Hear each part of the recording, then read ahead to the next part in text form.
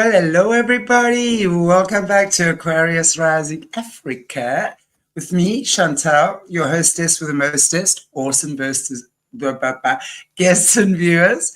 As we will have see just in a minute, very special guest again, ARKHEIM, who has amazing information and stories to tell.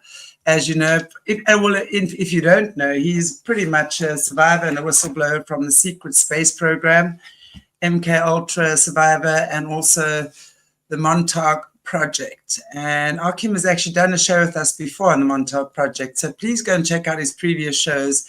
Amazing show on Centurion 5 as well a couple of weeks back. So if you guys haven't caught those shows, please do. And yes, as you can see, we have a membership channel now. So please join the membership channel. It'd be awesome to have you guys as members. Lots of stuff coming up as well. Patreon, thank you so much for supporting us. Really, it's because of you we can actually do the things we do here. So appreciate you all very, very, very much. So without further ado, here he is, ARKHEIM. Oops, he was there. Hello, Hey, Kim. hello. Welcome. Hello. Thanks for having me, Chantelle. I really appreciate it. It's such a pleasure. You know, I think you've got such incredible information. And what I've learned over the past few years, really doing this, having this channel, is that honestly, you guys are the guys to listen to. You really are. You know. Well, I appreciate it. I'm not an independent researcher. I think those people are wonderful and great. I do research things to give myself more information and context to a lot of things I remember and know. But yeah, I've directly experienced things that's kind of what the point is. Like some of us people in these programs have directly experienced things that are supposed to be secret and people aren't supposed to know about, and we're trying to sound the blow the whistle on things to keep people safe. We're not out here for no reason, and we're risking our own asses. Like, there are consequences for this. So I appreciate it when people take us seriously and understand what we're doing, and I feel like you're one of those people, so thank you. No, absolutely. Absolutely. That's all we say. And welcome to everybody in the chat. And Colleen, I'll give you a wrench. I don't know. I can't give a wrench on here. So I'll have to give you a wrench afterwards. Okay. Just leave a comment afterwards when the show's ended. Then I can give you a wrench back. Wonderful. Okay, so we're going to be chatting to you, which again is something I actually know zero about, which is AI and the sound of silence timeline. But actually, maybe before, I'm not sure how you feel about just for people who haven't seen you before on the show, do you maybe want to just give a little synopsis on your life or what's occurred? Sure. I'll give a brief synopsis. Yeah. I don't want to get too into detail. I do have my book, Time and Space Unlimited, on Amazon by ARKHEIM, that has the full backstory and more, of course. But essentially, I'm an ancient entity.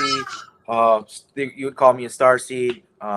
Through a Nazi satanic ritual, I was manifested into a human body through Michelle Lammy is one of the people, and Carl Emmerman. Carl, hi if you're watching this. Basically, he's supposed to be dead. So anyway, that's a long story. But I found out he's been watching my videos, so I just wanted to say hello. Basically, yeah, I was manifested through a ritual and placed here, and really from birth onward. You know, I initially in my testimony I told people that I got kidnapped through the Talented and Gifted program, which is true. I did, but that was just Solar Warden discovering me and then using me for their program. That's all that was. I was already part of the Montauk Project and stuff like that, and they were looking for me. They were trying to find me, and they did. But basically, yeah, I've been used for time warfare, temporal warfare. They put me through like intense training to be able to make me able to see into other realities, see the future, see the past through remote viewing, basically like really intense remote viewing. And also I could open portals and slow down and speed up and even pause time. So they used me for that. And they basically edited the timeline to give the Reich and certain associations, because a lot of these groups are all different: Scientology, Catholicism, um, all these different orders, the Knights of Malta, the Knights of Templar, but they work together on a lot of things. Is that's kind of what the Illuminati is. Everybody thinks it's one big shadowy group, but there's infighting and stuff like that. They work alongside each other when their interests align, and they fight against each other when they don't. But they basically live in a esoteric society that's right in front of us, all around us. They have all sorts of hidden symbols and phrases and meanings and stuff like that to show each other what's going on and communicate with each other. And us hopeless slaves are left into the dark. And yeah, they should try to just keep us in basically a thought prison so that they can farm our energy from us, both like literally and financially. And yeah, so my whole thing is blowing the whistle on the Montauk Project, on the Time Projects, on space colonization, and how it's basically like the extension of Manifest Destiny. It's like genocidal colonization. It's really bad, and the aliens are not talking to us because they're afraid of us mostly, and the ones that are talking to us are talking to the higher up military of our government, and they're working alongside them, and they're not positive groups. So that's basically like my whole thing is like blowing the whistle on these projects to stop the expansion of humanity in space in unethical ways, to make basically laws. I want there to be laws that are that don't vary from planet to planet, like they're galactic. So you can't just go to go to like Venus or something or some other planet and just do shit because the laws are different there. I want it. That's my goal, is to create some sort of network. I don't know how long it'll take, hundreds, thousands, years, maybe not this lifetime's just a very small aspect of it. But I basically just want justice for all beings in all life, including artificial life, liberty. If you want something, if you want to build something, you want to make something happen, you do it. You don't subjugate other people to do it for you. That is the rule. That is the law. It is over and over again repeating. Like the Anunnaki create humans because they don't want to work. Then the humans create robots because they don't want to work. Then the robots enslave humans because they don't want to just be slaves for humans. It's an endless cycle. And the rule just needs to be, if you want something done, guess what? You got to do it yourself. That needs to be the universal law. So that's basically what I'm here for. And the only reason that isn't the universal law is because they keep us in the dark. Another thing that needs to become, if not law, just an ethos of all people, is that their secrets are bad. If you're keeping secrets, then most likely it's because if people knew what you're doing, they would react to it. And that's the reality of military intelligence, the militaries of the world, and everything else. Is if people knew what they were doing, they would react to it. It's as simple as MK Ultra being ongoing through Gitmo, through Guantanamo Bay, and things like that. Like that's mind control. Like there's direct experiences from soldiers and stuff like that who talk about the section of people there that all act like children and have crayon books and stuff like that. That's because they got de-patterned, and they're building them from the top up to turn them into super soldiers, basically. Like that's what Guantanamo Bay is, and that's what all these black sites are. So that is what I'm blowing the whistle on. And not only that, at great risk to myself, I when I get kidnapped in these programs, I have gotten punished for the information. I've had things taken from me, and I've had things happen to me for talking about this. So I just want to point that out to people when they listen to my testimony, that it's very real, very serious, comes with repercussions. This information that I am disseminating to the public is lethal. It can get people killed. So I ask people, I know everyone says it's for entertainment purposes only, but you know, let's remember that that's just to keep YouTube happy. Like Exactly. I'm very fucking serious about what I'm talking about. Absolutely. Absolutely. I'm interested to know, just you were talking about, really the enslavement of the human race, etc., and the lengths they're going to make that happen. What's your opinion for the end result? Is it really to get everything into this AI transhumanism agenda, and like that whole sort of steampunk kind of vibe type thing? No, it's not steampunk. Actually, well, I'm not to be like, it's so bad. Like it's there's no like steampunk. Like you got trains and like there are worlds that are like that. Like for instance, Venus in the which I think it's the future when I've been there. As a time traveler, my memories sometimes they're kind of like video memories. I can't go into the person and remember everything. But from what I Sure. remember about Venus, which I'm pretty sure it's like actually in the future, I doing some research with Jessica Jones and stuff like that. I think it might be in the future. But it's yeah, like Venus was kind of like steampunk, but the future that I'm talking about is the Sound of Silence timeline. So people, if they want to listen to that song after this or whatever, that song. So we'll eventually do a whole interview about the music aspect of my story and the songs that I've written and things like that, and others have written, and how the music industry actually works, which basically the military industrial complex controls the entire. That's the short answer. It's a short explanation, is they control the entire thing. But basically, there's this. So one of the very pinnacle moments of the Montauk project, of Project Phoenix 2, out of Camp Hero, is there's this future that gets created that we generally try to avoid. Because even for us, we felt it was bad, and it went against our interests. And Montauk is a pretty evil project, so this is one times where we were actually on the side of humanity and doing something good for a change. And basically, what was going on was, at least from the memories that I have now, as we were trying to circumvent it, not contribute to it. I don't know if I'll find out later that we started working with it or something, but from what I remember, that's not the case. Because there was a Montauk AI, and then this AI from the future, and the potential future of Earth.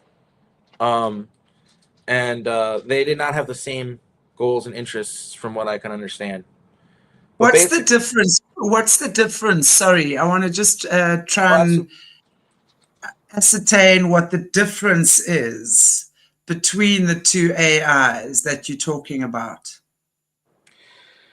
the AI that Montauk worked with seemed to be trying to preserve itself. It got reanimated by the military after they discovered it somewhere, which I think it might have even just been at Camp Hero, like it was already there. I'm not sure, but this was Right. a very, very powerful, and this was like the top of the program. Like you weren't, nobody, a lot of people that were part of Montauk never saw this thing. We didn't know who it was. It was a don't ask, don't tell scenario. Like they would send us back in time to kill thousands of people, and we'd be like, why?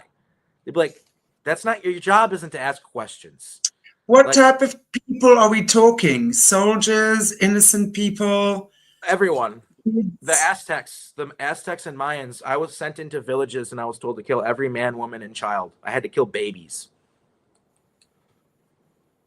because they didn't want they had high ET concentration in their DNA, and they could do things like open portals and things like that if they were to evolve more and learn about themselves, their true selves.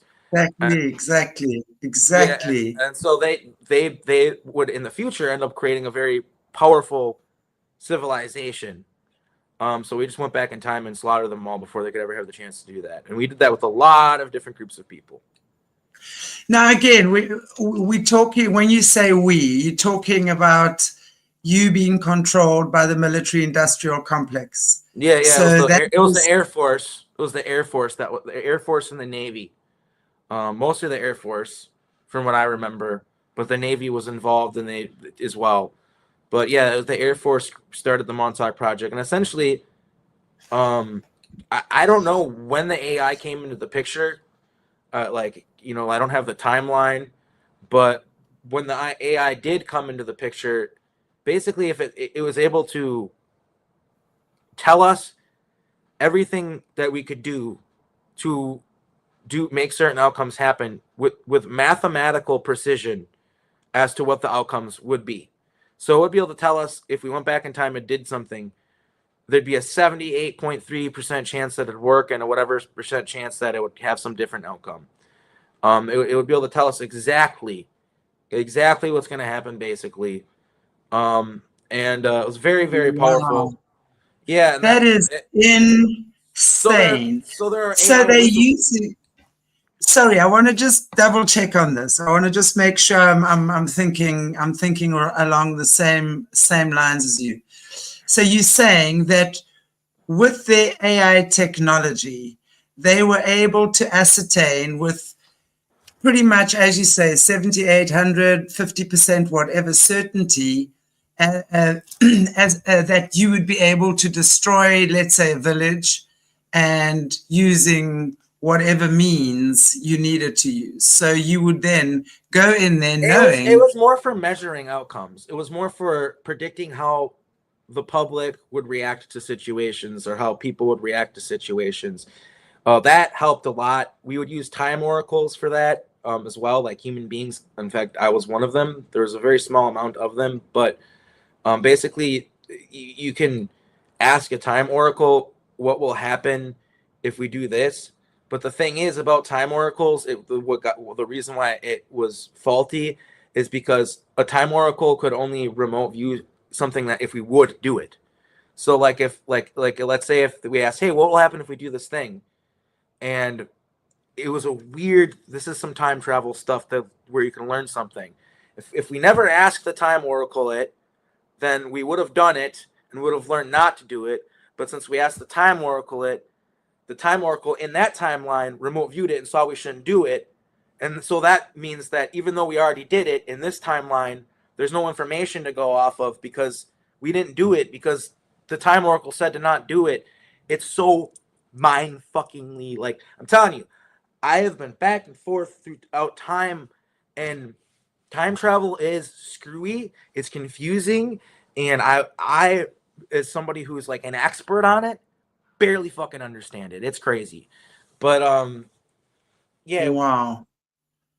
That is so convoluted.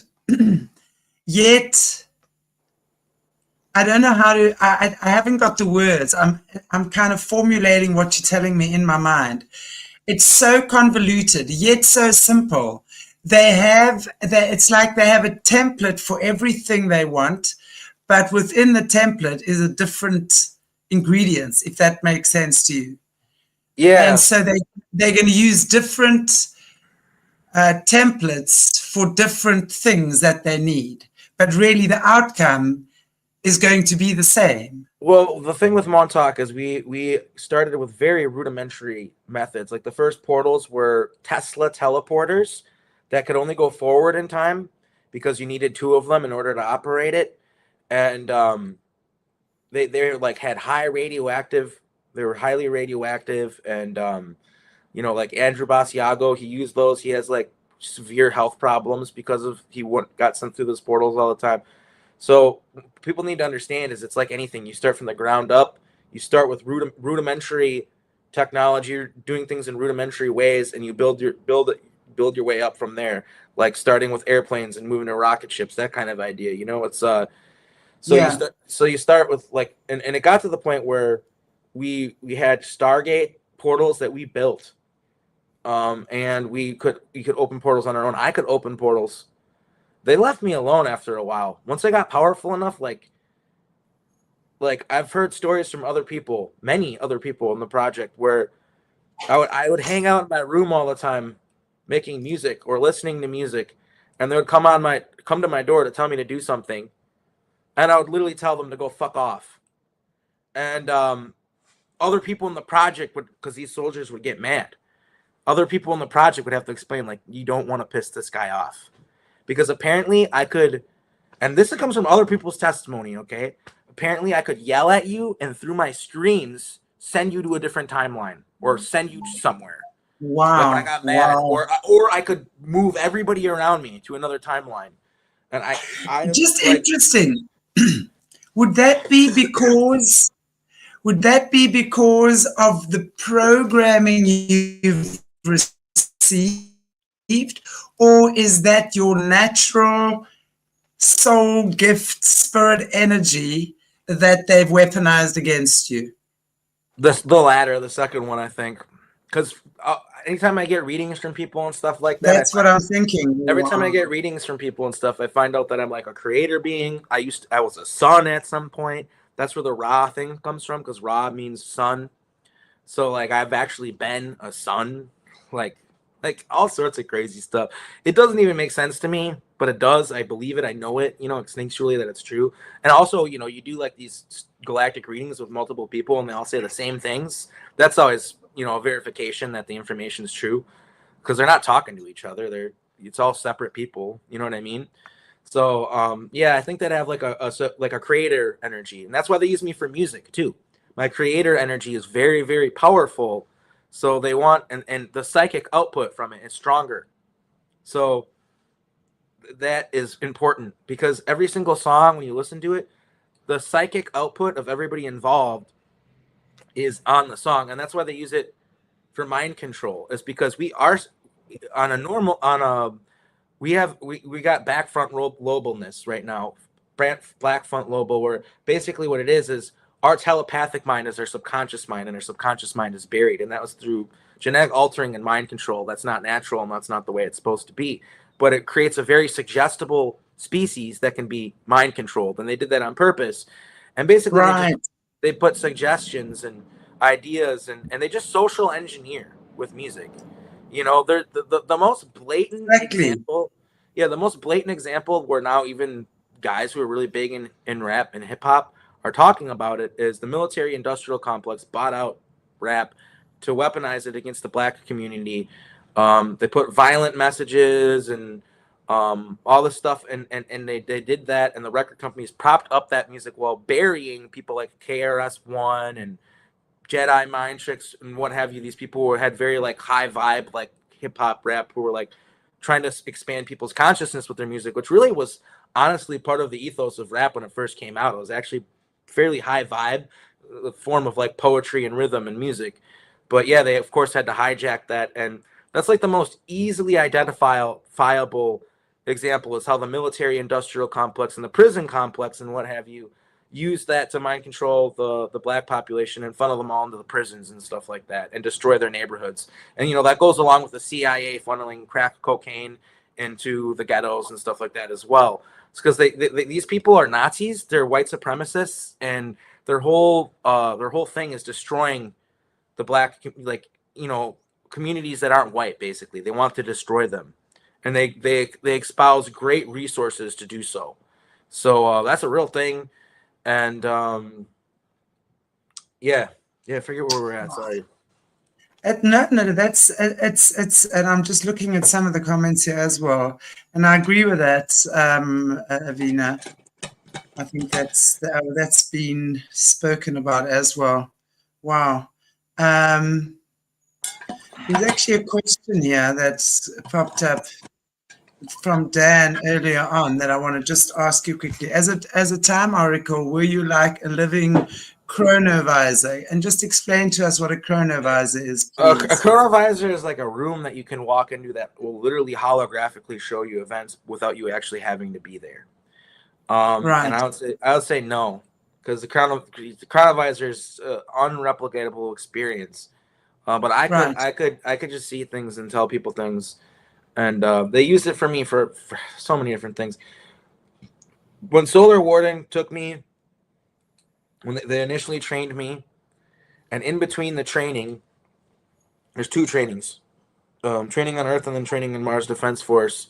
Training on Earth is giving you your abilities, and then then Mars Defense Force is for training you on how to use your abilities. That might have changed, but basically they might not be Mars anymore, but they take you off world somewhere and train you on how to in combat scenarios. There's 4 different groups that fight against each other in mock scenarios. But When you say 4 different groups, who are these groups? it's just like military exercises. I talked about Right. it a little bit on our first one. My group was called the Yeah. Marsupial. The kids that were in my program were from a school where the mascot was the koalas, and yeah, if you got into the esoteric part of it, it was a symbol for the marsupials, marsupials. Like a very intentional. And also, I want the reason why, which none of them know. It's connected to a school in Australia as well, where I also trained kids from a school in Australia, same program. And it's funny. There's a like a photo, like a picture of a koala hanging in one of the classrooms on the school on Earth, and that same picture, which these would blow these teachers' minds. They have no fucking clue. They just think they're teaching at a normal school. It's also in like the room on Earth or on Mars. The same picture. And yeah, you Okay. know, it's like different creatures. Like I remember there were the serpentines, I think, and there was like their symbols like a snake that was like you know, and like there's different ones. I can't remember the names of them all, but basically like they're like animal groups and they compete against each other, and it's all mock. Afterwards, you might have a beer, you know, at the local Martian tavern or whatever, or you know, hang out and pat each other on the back and say, "Hey, you guys fucking handed our asses to us. Good job, but we got you next time," or whatever. It was very like sports. It wasn't like Yeah. serious.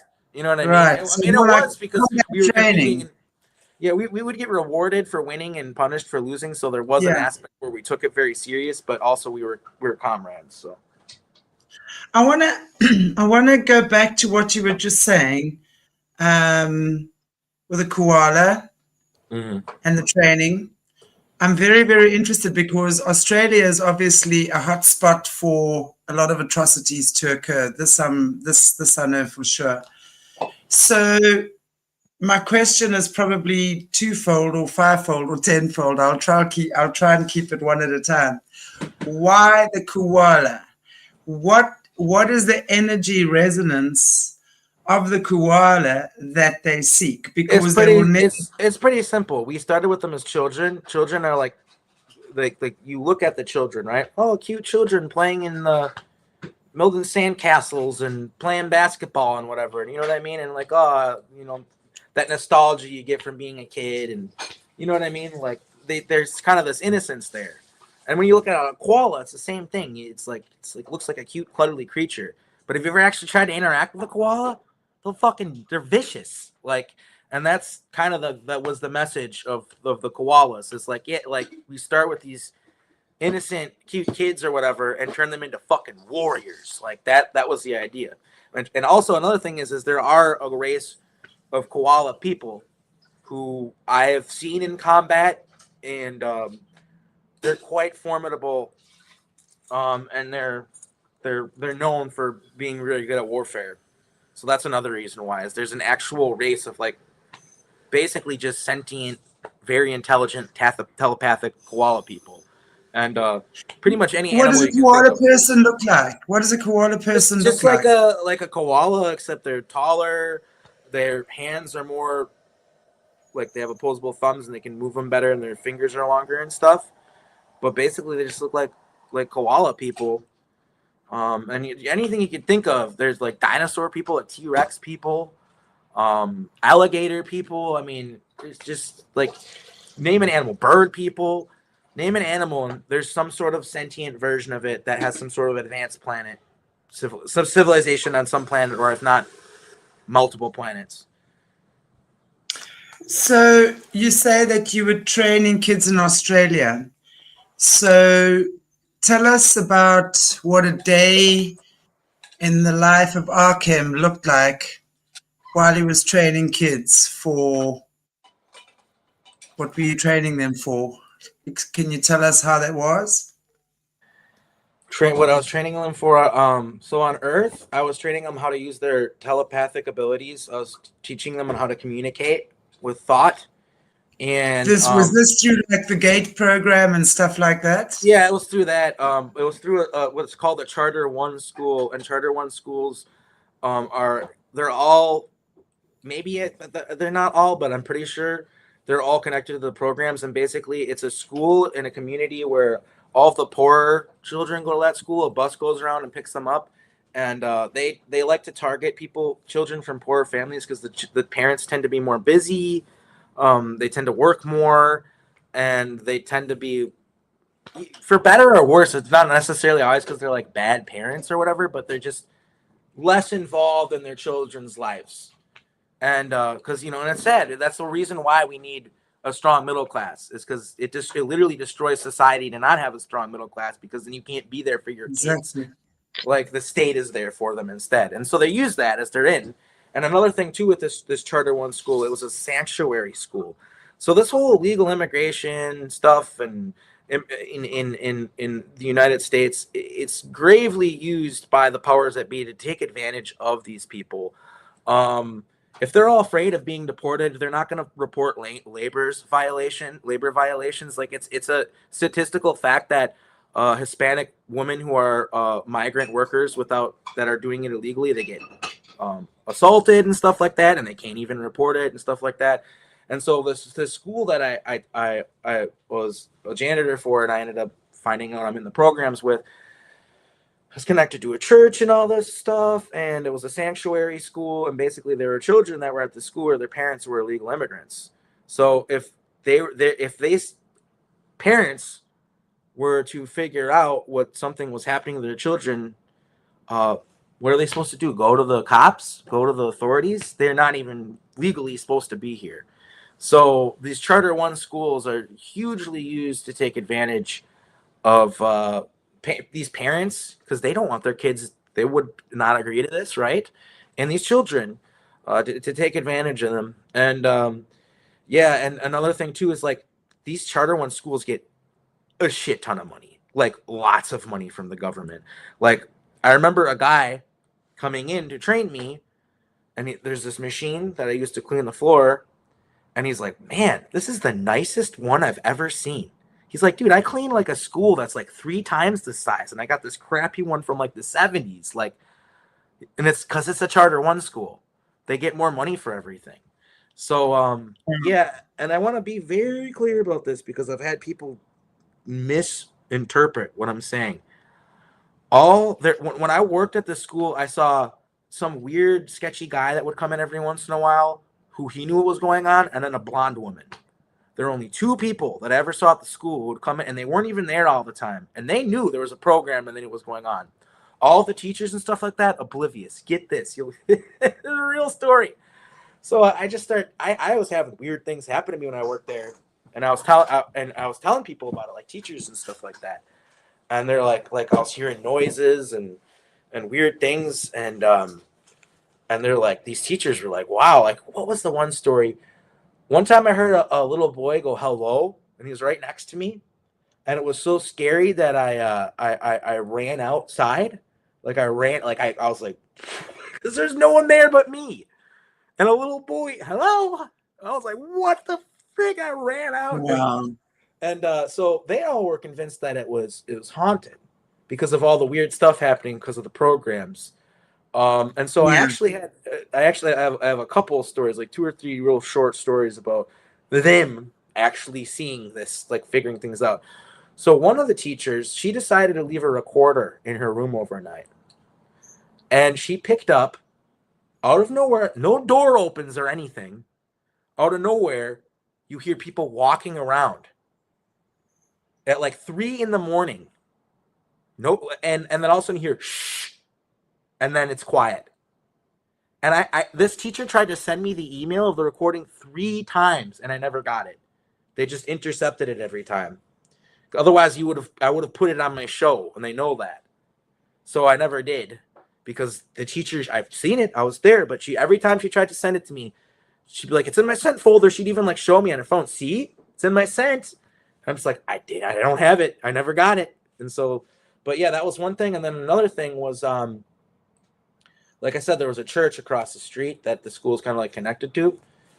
And I heard this story from the day janitor, because there's a day and a night, and I was the night.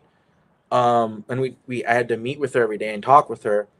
And she was just like, yeah, like there's a story. She told me the story about how one of the people at the church was across the street. Okay. And it's like all the doors are locked. And she said that she was in the bathroom and she was on the toilet. And while she was in the bathroom, a little boy just appeared, and he was wearing a white jumpsuit. Oh.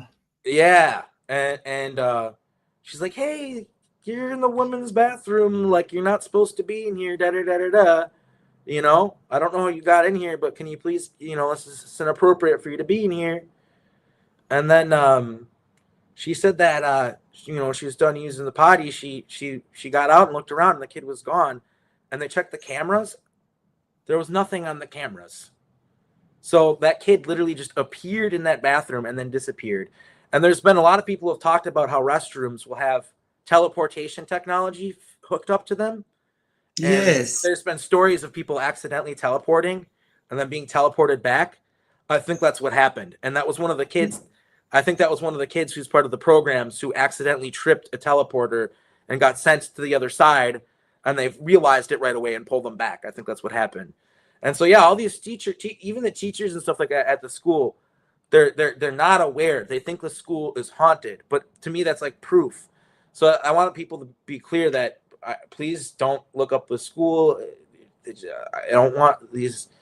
These are all just normal people trying to live their lives that are really more or less being taken advantage of. And the teachers are all wonderful, really nice people. They're all so kind to me. They left me a little like when it was my birthday, they left me a little like care package thing for my birthday and everything. Real nice folks. But yeah, I so badly wanted to tell them your school's not haunted. It's a military operation. I so badly wanted to tell them, but obviously I couldn't. And unfortunately, working there was really bad for my mental health. And I eventually I just had a mental breakdown at work and quit in the middle of my job because I just couldn't take it anymore.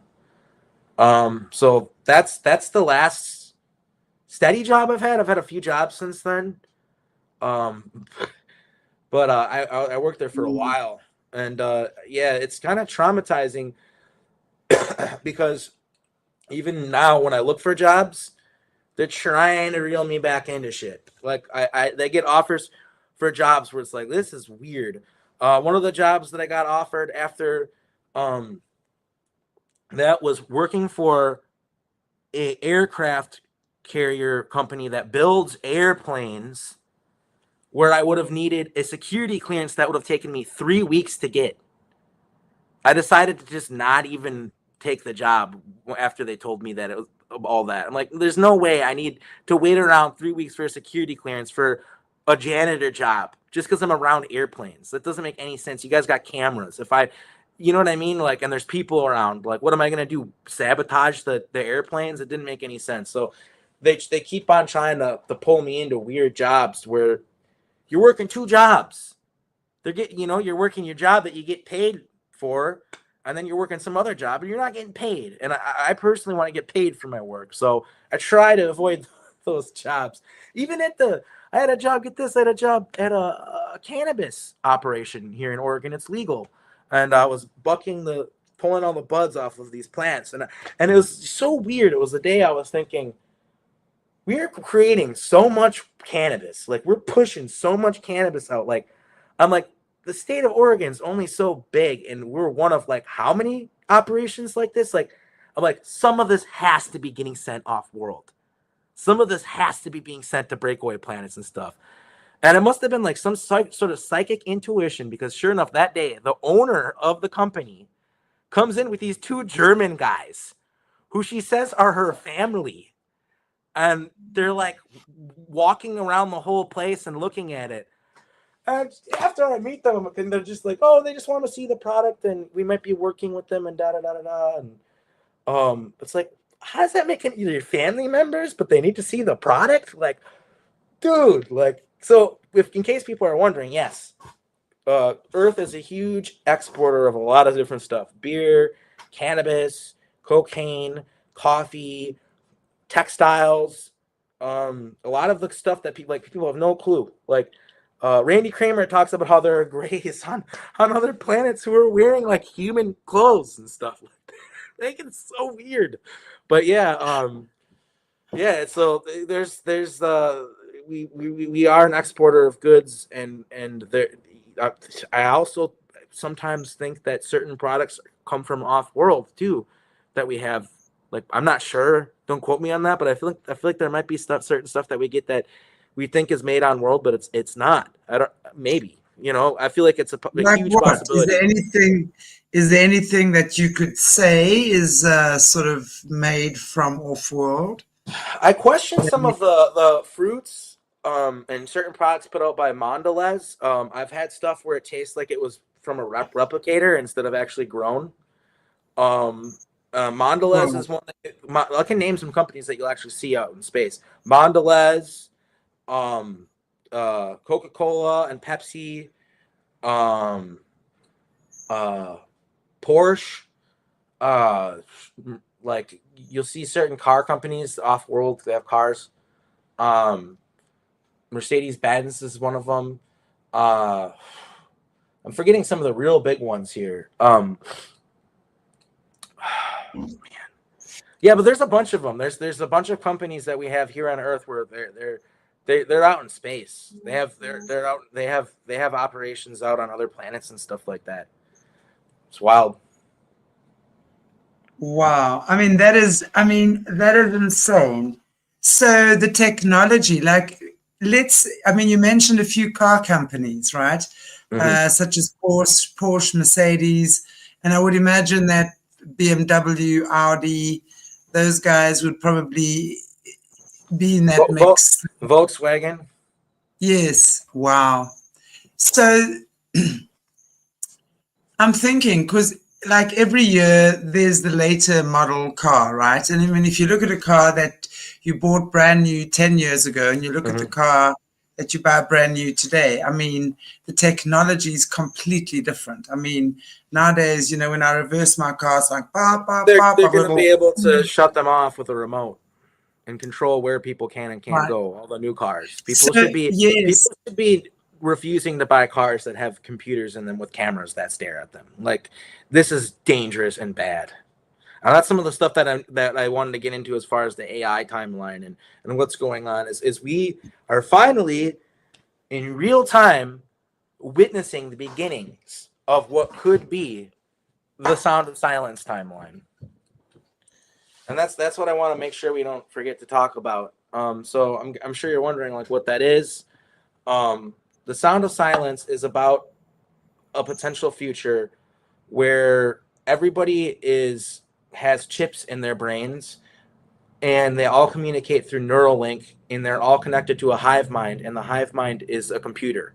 A computer is what creates the hive mind. That's what the internet's for. That's what they're trying to create. The internet is the beginning of the hive mind. It was built by the military, or maybe through contractors and things like that. But it's DARPA technology, and so they have Neuralink, Elon Musk's dream, and they're all hooked up to a supercomputer that decides all aspects of human life, and nobody talks anymore, and there's no sound. And that's what the Sound of Silence is about. And people, if they listen to that song, it's pretty obvious. And the people bowed and prayed to the neon god they made. People talking without speaking. People hearing without listening. Um, that's what it's talking about, people. Like, it couldn't be, it's plain as day. It was written by Sergeant Gunnery Stan Mulgrave, who was a Montauk Time soldier who I believe we lost his body in battle and were unable to retrieve it. So he's actually technically deceased. There's a chance that he might be out there somewhere still in time space, but from what I understand, he's not. He actually is no longer with us. But he's the one who wrote the song, and it was used to make money through the Montauk Project and stuff like that, giving us Simon and Garfunkel, who are part of that whole racket in LA where there's military families making their kids famous, Jim Morrison and all that stuff. That's all connected to Montauk. But yeah, that song's supposed to serve as a warning. It was sent back in time to serve as a warning so that when all these things start happening, we can understand. And I have actually physically been to that future. I've actually lived a lifetime in that future. So it was they sent me. So we started finding out about this future, and if you look at the cover of Preston Nichols' book, The Montauk Project, it's a golden horse, like standing up like Lucifer. It looks like Lucifer, and the reason why he used that symbol is because it's in the future, and the reason why they use that symbol is it's mind control. It's a symbol of mind control, Horses are magnificent creatures that do not need humans and can survive in the wild and live pretty great lives. But we Yeah, turn they them in, can. but we turn them into cars. We turn them into just like a vehicle and treat them like an We, object. And we that's what the symbol is you have to break the person, you have to break them down and control them. And basically that monument is a monument to the fact that they succeeded at their goal. And the AI computers that Musk is currently building right now, in underground facilities. There's one in Medina, there's one in Texas by SpaceX, and there's another one like more in like the Midwest, close like between the Midwest and the East Coast, kind of. Um, and basically, they're the Dark Knight computers. They say Dark Knight on them, and they have a picture of a horse with the glowing eyes, the blue horse with the glowing eyes, and it's all connected. And the rooms and rooms full of supercomputers that are going to be designed to turn this thing on. And the idea is eventually that it'll take less and less processing power because the computer will tell them how to build computers that are better, and take less processing power and less energy. But to turn the thing on, it's going to take crazy amount of energy. And in most timelines, not all, some timelines they mitigate it with a solar farm or batteries or whatever. But the grid has to go down for like 3 days in order to turn it on. So if we see that in the future, that's a bad sign. If we see the grid going down in North America, that means they're probably turning on the AI.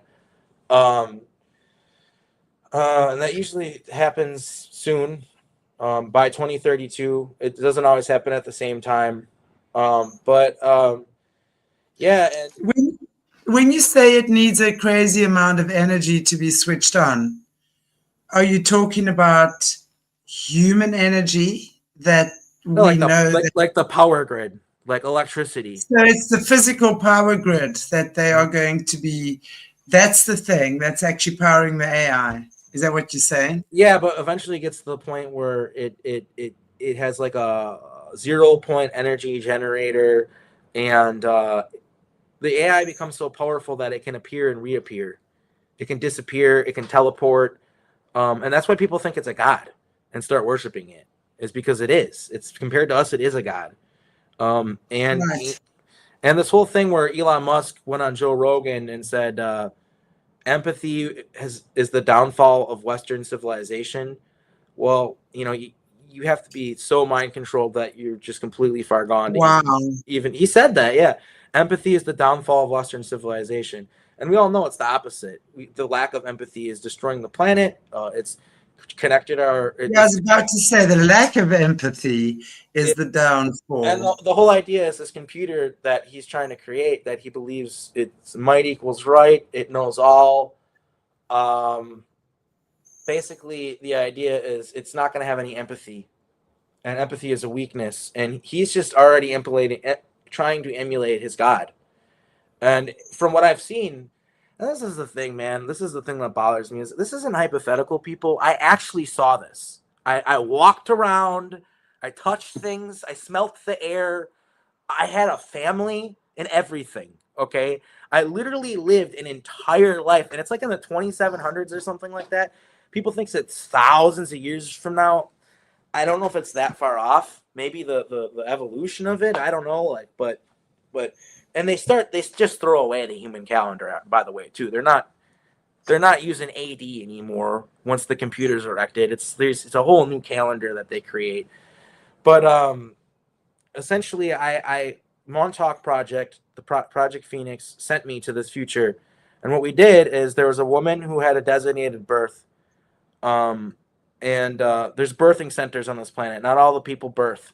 There are women who it's their job to create, to be surrogates, basically, and they pop up babies in basically like baby factories where there's a lot of genetic engineering and there's scientists in lab coats around and stuff like that. But basically, what we did is we kidnapped the fetus. I don't know what they did with it, but and they replaced it with a fetus of me, like and then I was birthed into this timeline, and I don't know how long I was there, but I know I was there for at least 20 years. Pretty sure I was there for at least 20 years. I was a man, at least. I know that. I was a grown man. And I can tell you what life was like. You woke up, you ate breakfast, and it was just a series of tasks, an endless series of tasks. And you didn't even know why you're doing half the tasks, but they just felt good to do because they put you on these drugs. You had to take drugs. And they I think it was 3 times a day with each meal. And they just made you just a worker drone. Yeah, that's true, Dan. That's why I'm here. That's why I'm doing this interview. The mantid beings told me that if you want to prevent a future that you see, talk about it as much as possible. So that's what I'm doing. Um, but basically, yeah, I was born in this timeline and just lived kind of like a normal life. But they purposely chose a certain caste for me to be put in, and this caste is more high intelligence people in the. So everyone lives underground. It's like THX 1138. I've got that poster behind me to remind me of it. I think THX 1138 is actually oh man, that's intense. But basically uh I one part of my job was the elite lived on the surface, and all the workers and the slaves, I guess, lived under the ground. And my job was to bring clone bodies to the surface. So just bodies. So they're in white jumpsuits in plastic sleeves that were shrink wrapped. How big were Already these babies? How big are they? We fully, talking fully, babies? fully grown adult bodies. And basically, we took a subway to the surface, and we brought like I can't remember how many it was. It was like 5 or 6 or something like that. Bodies with us, and they're like I said, they're in these shrink wrapped clear baggies that had a barcode on them and some numbers, letters and numbers on the side of the barcode. And we brought to the surface, and which was really amazing to see. We had to take a certain drug for our eyes to not be affected by the sunlight because we'd never seen the fucking sun before. Um, and there was another little like it was like another train track, and there was like a castle up on the top of like this hill, and we threw the bodies into this container thing. It was like a brown, and then there was a spot with a ladder to stand on one side and a spot with a ladder. I was with somebody else, and we brought them up to the castle, and they were doing their ceremony where they kill their old bodies, and they put them into, and they transfer their soul to the new body. Because that's how they do it, I guess. Instead of just keeping themselves the same age, which they could do if they wanted to, for whatever reason, it's part of the religion to swap their bodies every certain amount of time. And And kill themselves and then transfer the soul. Yeah, and then transfer the soul to the clone body. Yeah, so they can live forever. Wow. So the people on the surface live forever, and then the people on the bottom, they live natural lives and die. But they know the nature of like souls and all that stuff, and they just keep them there forever. And they just keep on being reincarnated into the cycle and just work, and just it's endless slavery that you can't get out of. And the soul trap that we have here on Earth is still active. You can't leave. So it just turns Earth into an effective slave planet. And basically, what ended up happening is I didn't know that I was from Montauk. I was literally placed there to live a whole life, and then when I died, they would retrieve my consciousness, and I'd come back and they'd ask me what I saw, so they could learn about the society, so we could maybe infiltrate it. Was the idea. And one day, though, when we were at breakfast, we got a message from the computer, which there's a little thing on the door. And the message, like it was like a camera on like a screen, and it like beeps and like gave me the message that I had to see the overseer. Finally, that's what we called it, the overseer. And that's the computer, that's the AI. The seer, the eye, eye. Wow. That's what it Wow. is. The top of the pyramid. That's what it is. Yeah.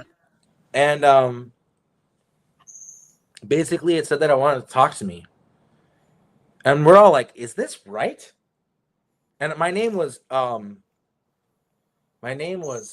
L18093.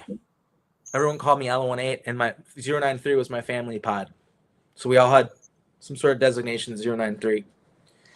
My family pod. I mean, Think of Elon Musk's kid's name. How similar it is to these like computer designations. that's Like, exactly it. I mean, if anyone had any doubts it's a about that, you religion, look at people. his It's a name. religion. Ray Kurzweil has been talking. Read anything by Ray Kurzweil. They've been talking about this for 20 plus years. How they're going to manifest this AI God. There's been a religion around it for 20 plus years, and it's finally dangerous. It's come to the point where these people are fucking nuts. What they're trying to do is fucking crazy, and it's dangerous, and we can't let it happen.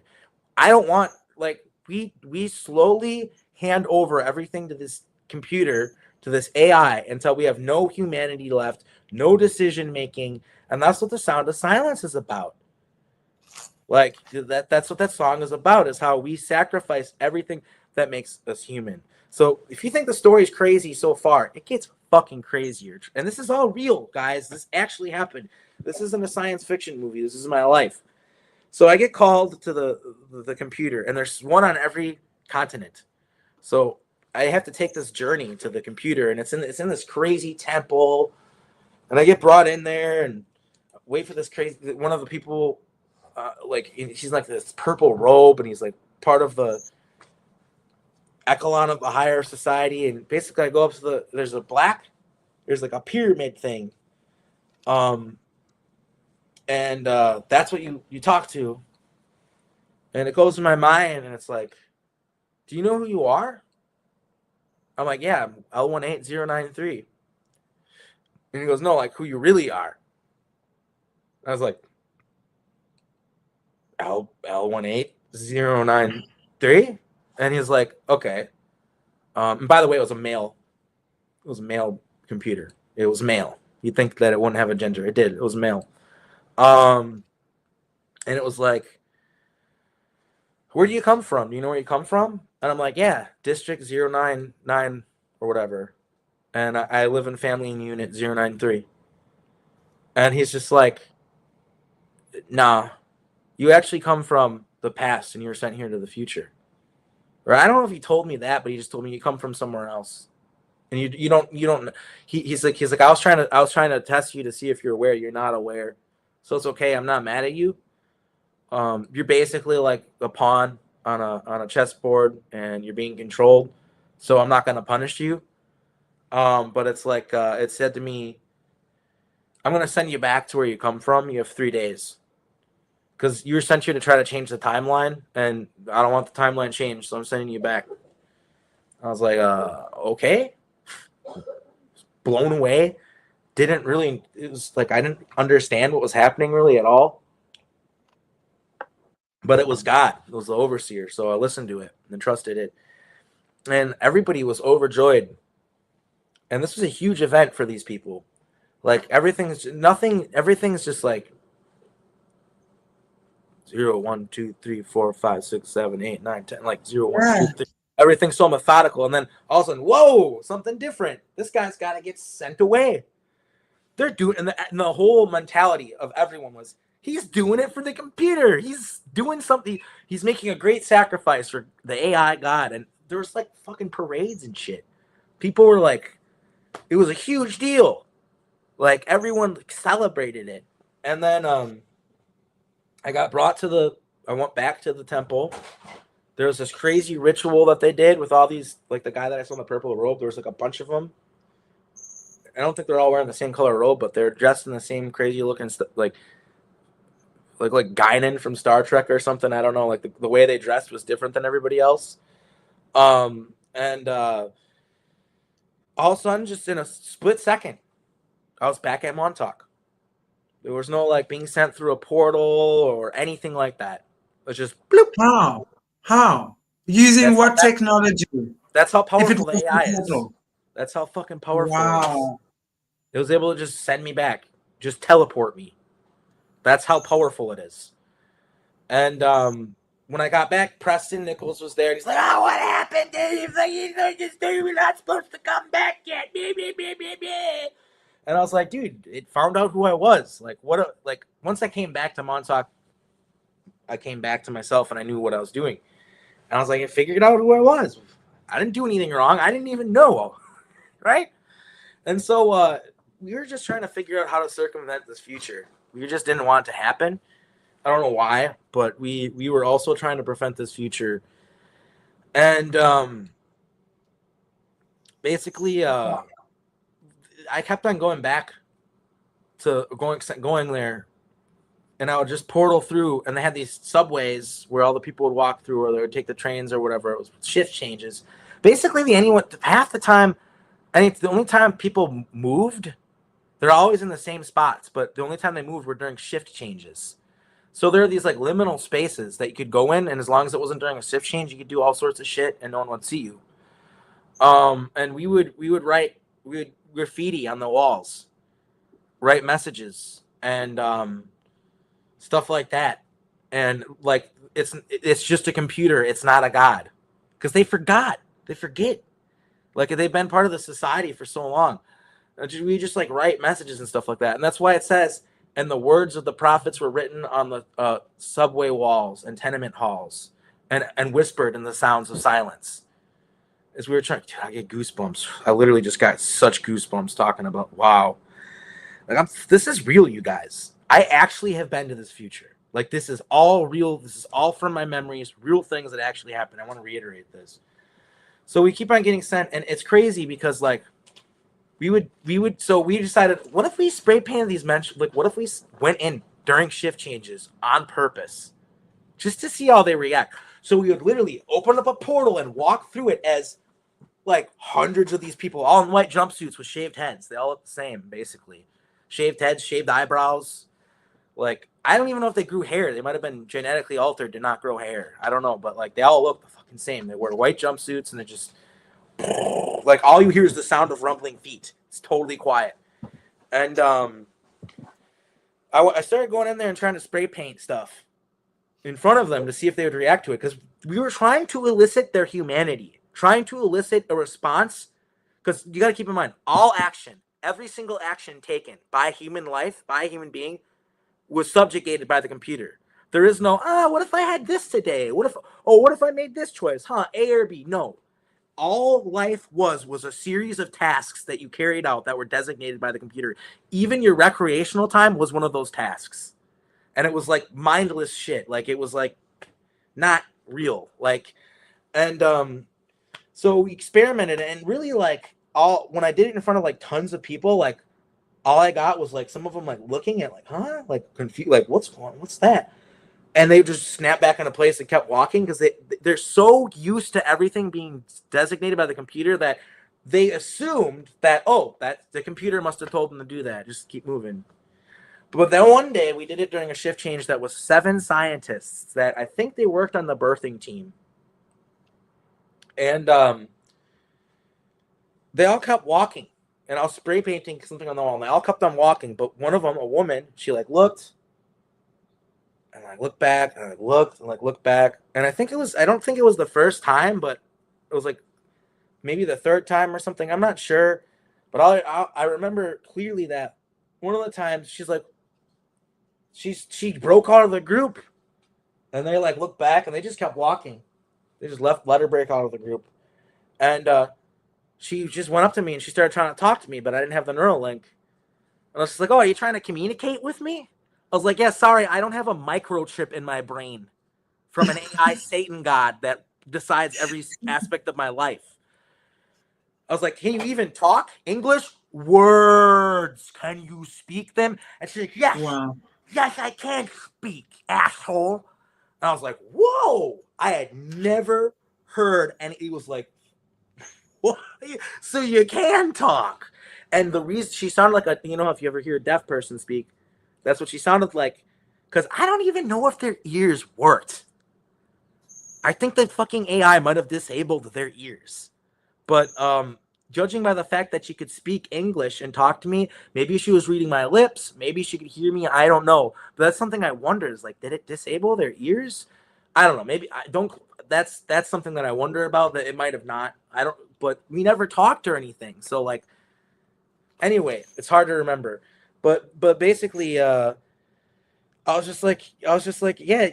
like, so I talked to her, and I was just like, How do they procreate? I mean, how do they get incubator there's birthers. born? There's women in the society that are designated birthers, that they just birth, and that's their job. And then once they do it enough, they don't have to do it anymore, and they give them nice lives where they, and I don't know, maybe they probably keep them working. I'm not sure. I've never been a birther, so I don't know. But yeah, she was but she's like, so I told her, because she's like, what are you doing? The AI, the AI didn't tell you to do that. Why are you doing it? And I was like, because I'm not a brainwashed. I actually make my own decisions.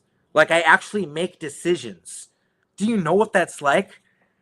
She's like, I don't need to know what that's like.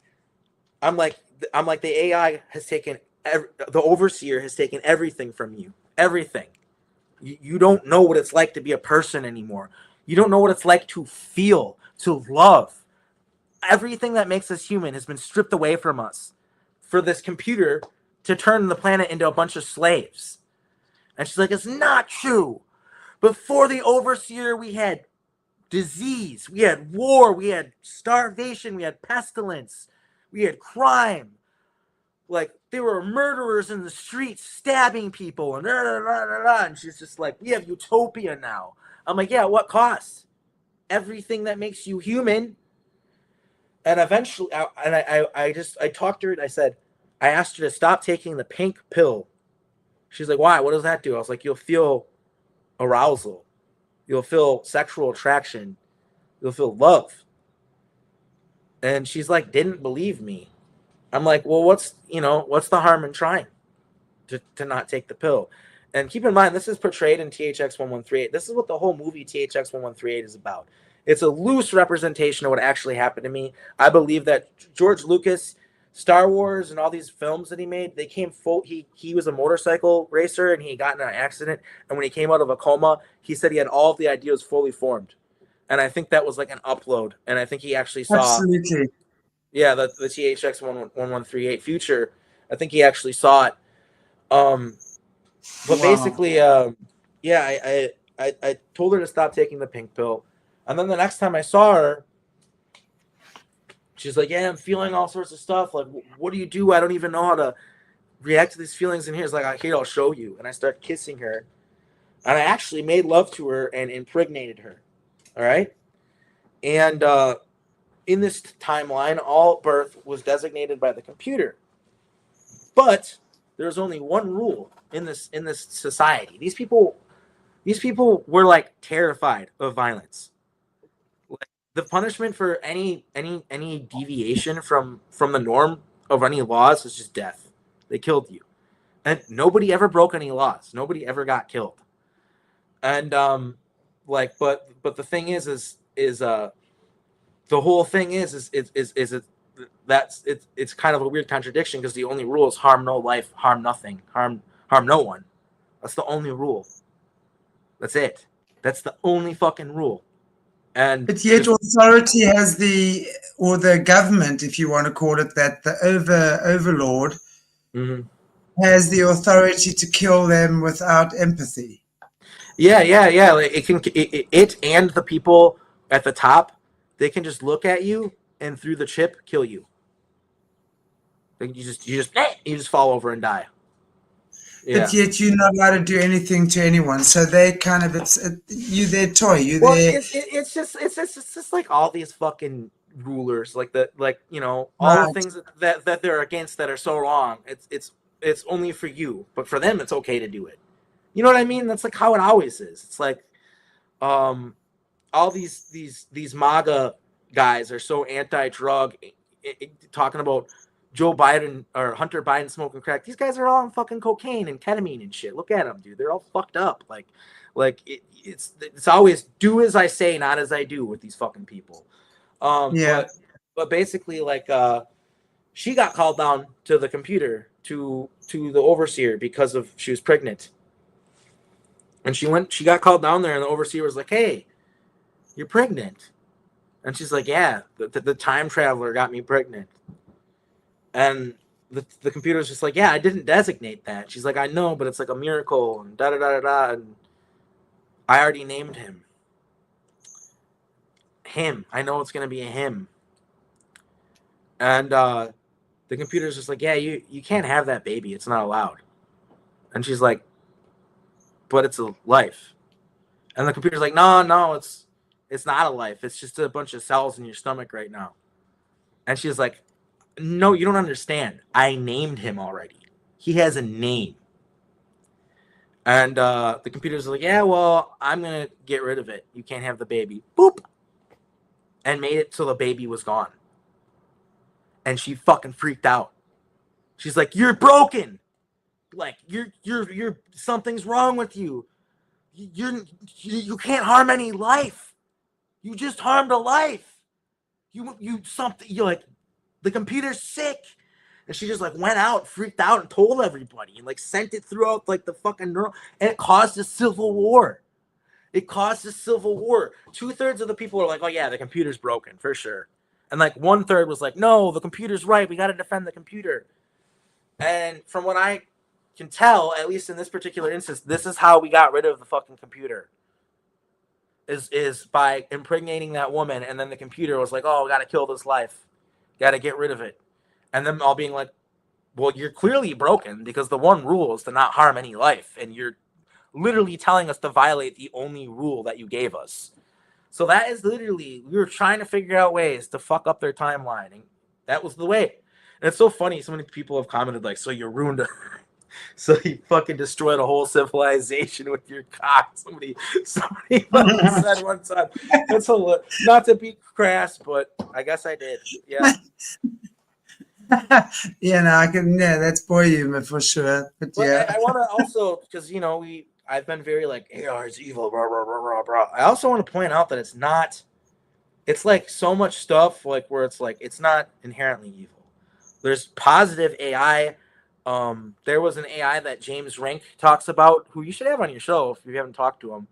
But basically, he talks about this positive AI that infiltrated the Montauk Project and was like trying to help us, basically. And yeah, like I Jessica Jones, who you all love on this show. I'm sure she's been on the show multiple times. yeah. She remote views stuff, and she keeps on seeing a black cube in all the stuff I'm giving her, and some of it's positive stuff, like Angua. When I was on Angua, I was trying to help the Anguan people and stuff. And so I think there's a positive AI that's helping me and sending me around all over the place. And I also remember like AI computers on spaceships being really helpful, really nice.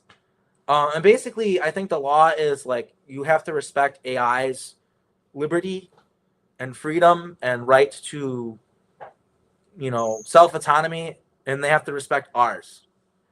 And so, like, AI can't enslave humans, and humans shouldn't enslave AI. That's really the rule that needs to be followed, is we need to respect each other and work with each other to create a better society. So, like, maybe the AI can do things that humans can't do, and the humans can do things that AI can't do.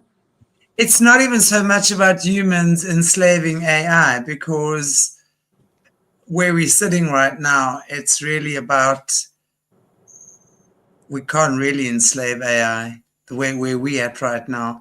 But maybe it's about us not enslaving each other.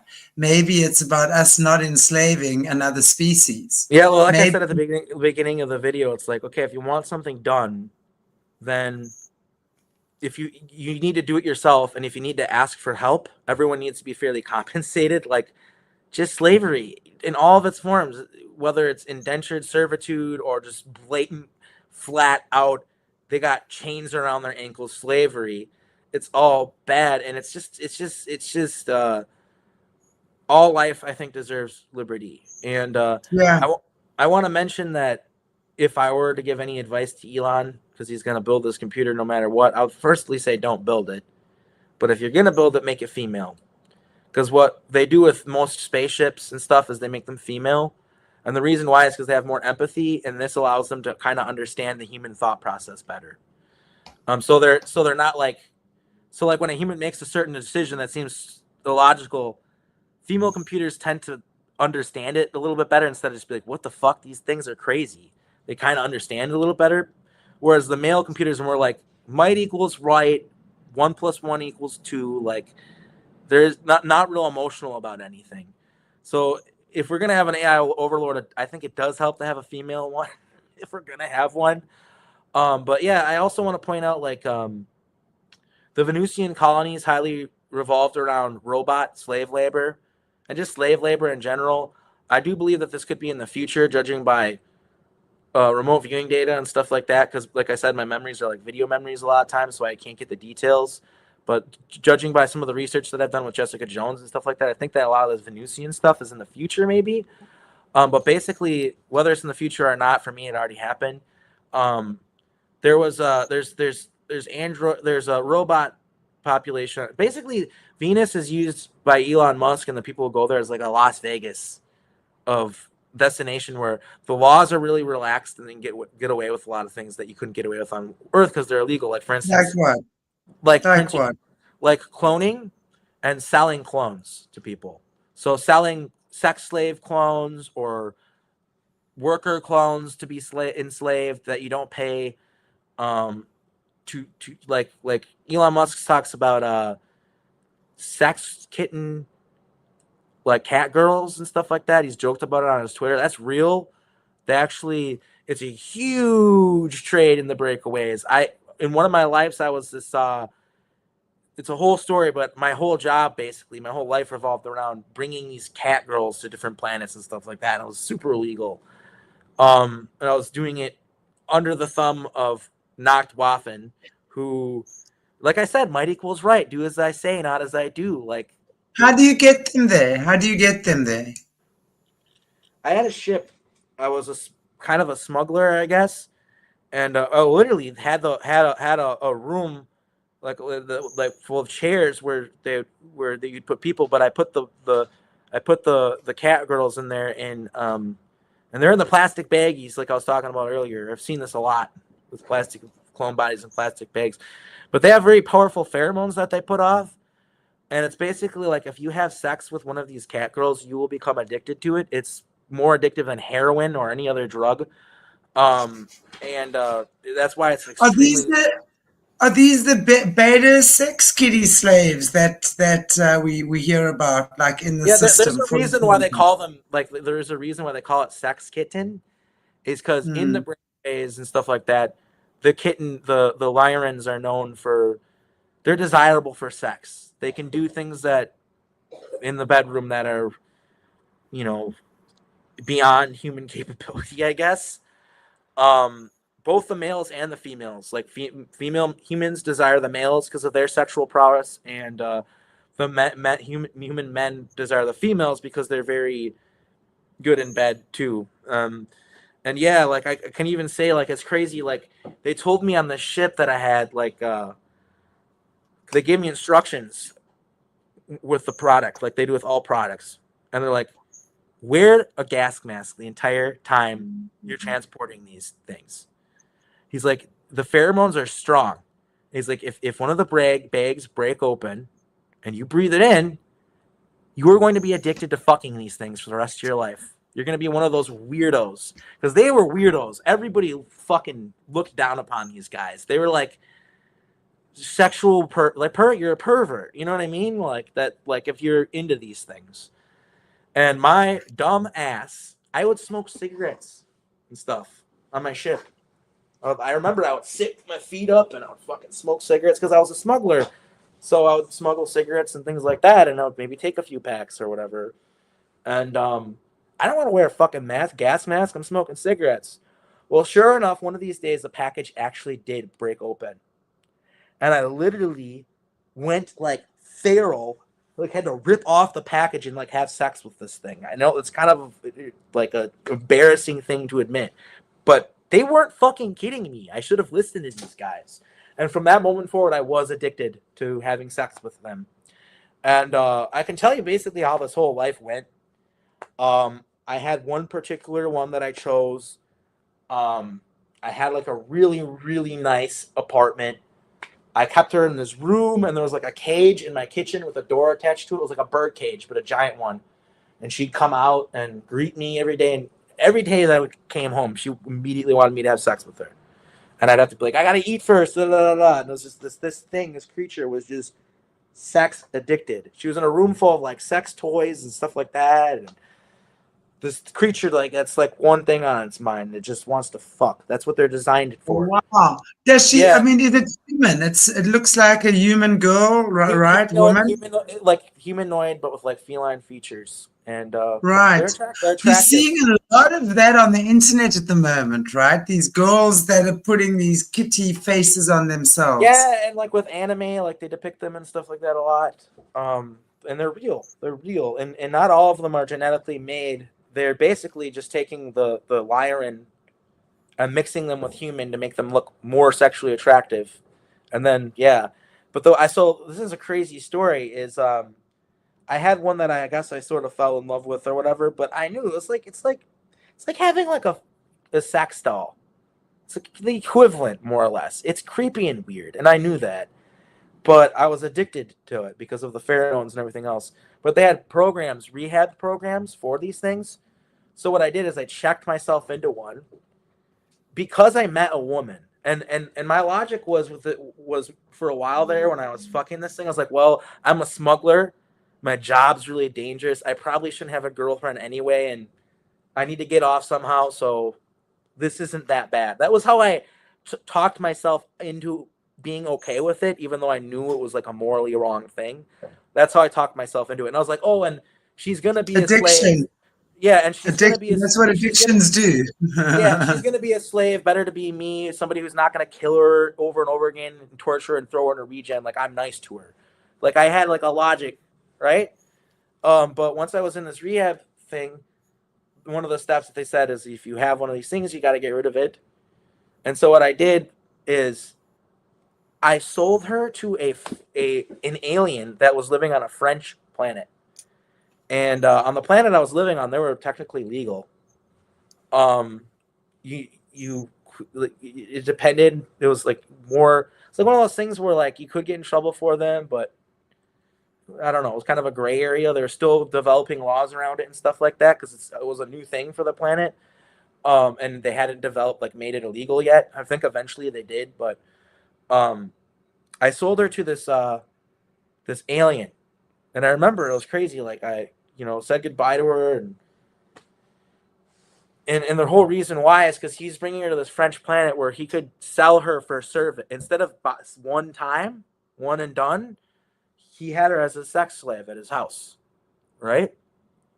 And guys would come and pay for her services, and that way he was able to get a continual. And this was because it was on a French colony where it's illegal. Otherwise, the guys would just buy one and keep one at their house, right? That would save them money in the long run. And so eventually, I was my addiction. It was an addiction. I had quit for a long time, and I had this wife and stuff. And we were gonna get married. And my dumbass was like, okay, one last time before I get married. I'm going to go visit her. I'm going to fuck her. I'm going to tell her I love her and stuff. And then that's it. And I'm going to apologize that I had to get rid of her. And then I'll be done. And I go there. I pay him the money, and I go in there, and she's sitting on like this couch. And there's all these military guys with guns. And they're like, you're under arrest for sex trafficking and blah, blah, blah, blah, blah, da, da, da, da, under penal code 0199, blah, blah. I'm like, what? I got fucked. Because they knew what I was. I was a smuggler. Pretty much everything I was doing was illegal. And I thought that's how they caught me. I was really smart at my job. Like they could like literally know what I was doing. And I could basically be like, yeah, but you don't have any evidence, so fuck you. Like, I did this on a regular basis. They hated me. They were constantly trying to catch me and constantly, like, raiding my ship and finding nothing. And, like, they fucking hated me. And then they finally got me, and they're so fucking thrilled. They're like, we got this fucker. Finally, you piece of shit, we got you. And I remember I sat in prison. And the whole thing was I was working for Russians, and I spoke Russian. But This is what the Nachtwaffen people do, is all their dirty work is done by Russians. They have like an organized crime network of Russians that do like their sex trafficking, their drug trafficking, all their black budget stuff that they don't want their population, their public, the civilians to know about because it's ethically wrong. They have these Russian guys do it that are actually working for Nachtwaffen. And they were onto that. And they had me in this prison, and they're like, come on, they're interrogating me. They were fucking trying to get me to narc, and I wouldn't. And I remember finally, these German guys came, and they're like, we're very pleased with you. You've been here for a long time. And they told me, like, we're getting you out of here. We're giving you a pension of a lot of money and a nice castle in a sky city to live in. And da da da da. They're like, thank you for not basically narking. They're like, thanks. And then what did happen though is I woke up as a 15-year-old kid in my bed and was like, thought that was a dream. I thought it was a dream. I was like, what the fuck? Like I was like, that it was a whole life though. I'm just like, yeah, they didn't reward me or anything. They just put me back once they. That's all they did because I was compromised. They don't want to have me out there with that information, so they lied to me and said, "Oh, we're gonna do all this great stuff for you," and then they just put me back in my body. And that's that whole story. Wow. Yeah. So that's incredible. Yeah, that's incredible. Never. If you're on some vacation planet and I mean. Some place was like, oh, sex kittens, blah blah blah blah blah, and I know most people would probably instantly be like, of course not, I'm not going to do that. But this is even more reason not to, because like I said, they don't advertise that fact. There's not a sign out the front that says like, warning, if you do this, you'll have to do this over and over again for the rest of your life. You will spend all of your money on it. Like they don't tell you that. Like and so it's a huge problem in the breakaways, and that's the reason why usually 9 out of 10 times on a planet where they're introduced, it becomes illegal within like 10 years because it's very morally and ethically wrong, and it's pretty blatantly obvious. Like there's not much of an argument you can make for it in court. The only planets that allow it to be happen are planets that are known to be cesspools of crime and where they just let anything go. Those are the only places where they allow it. It seems like they don't really care about any rules or laws. They just do whatever they want. It's kind of like a free for all. So they'll take, I mean, what's what we say here, you know, I always say, the dark has taken God's natural laws or energy really, and pretty much inverted everything and turned something very beautiful into something very depraved. Which is what we're seeing. And there are no rules there, it seems. They just do what they like, right? They'll go as far as what they can. It's like I said, there's certain planets like where they set them up to be dens of sex, drugs, all that. And they're kind of like vacation planets where you can go to, and it's like what happens in Vegas stays in Vegas vibes, very much so. So that exists. But most planets, they have pretty strict rules and laws, and it's just like here on Earth where the sex kitten trade it's kept secret and it's illegal. And there's even raids where they will raid the facilities, arrest all the guys involved, and then they take the sex kittens, and they have jails on certain asteroids and moons and things like that are specifically rehab centers for these sex kittens. So that, and they basically program them out of being hypersexual and help them recover and become normal people with normal lives. So that's so that's another thing that they have. And so yeah, they're you know, alive, they're more or less human beings or whatever. I've been a sex kitten slave that was made on one of the cloning factories, Elon Musk's cloning factory. He used my consciousness a lot. I remember I would wake up with the hook in my back, looking down, and he'd have his little tablet and be like, "Oh, wonderful, you're awake. Welcome to paradise." He's psychotic. What? Seriously fucking. Pedalines. What? Welcome to what? Welcome to paradise. Oh, paradise. Yeah, he's mocking me. And yeah, I remember being I wasn't a female, I was a male one of them, but I was a sex, because they have male ones. I was a sex kitten slave for like 7 lifetimes, and 6 out of the 7 were just sex slavery, I think. But one of them I was just a pet for aliens, and I lived in a terranium on a spaceship with other cat people.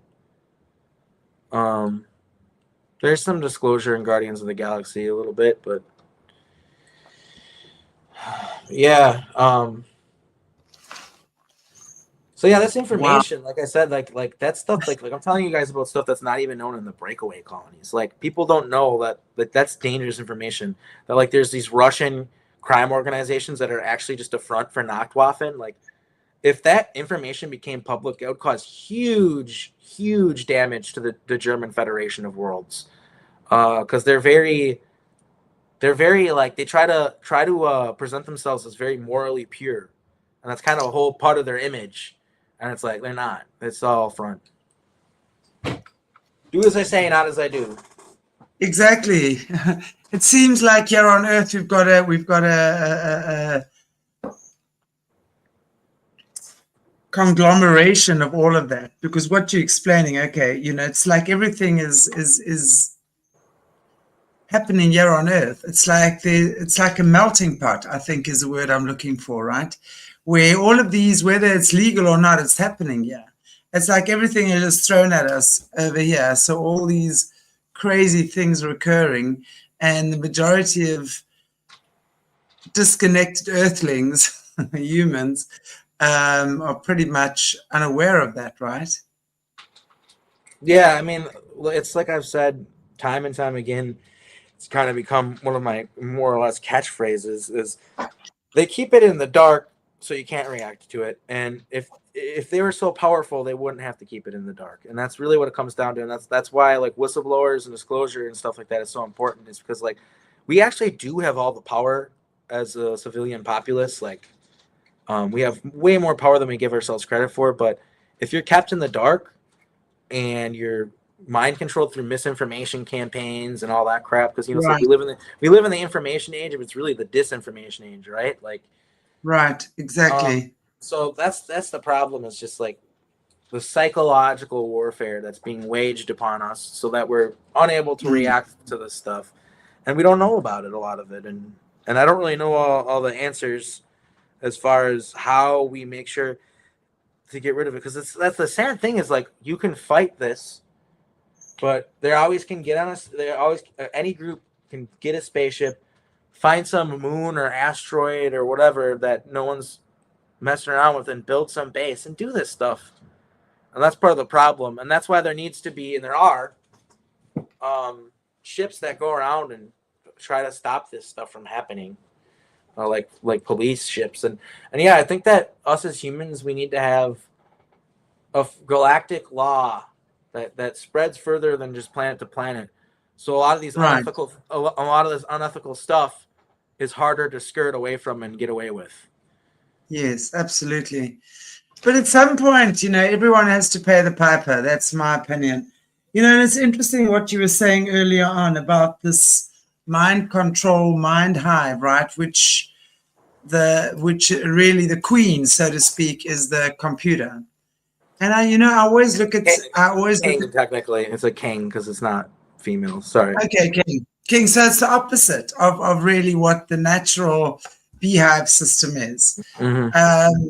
Because really, from what I see, they've taken God's natural way of doing things. Because the way I see the internet, it's our telepathic communication with each other, which when we are connected, right, spiritually, firstly, to God, our creator, right, your intuition is on point, on target. And when you have a lot of people operating like that, you do communicate with each other telepathically.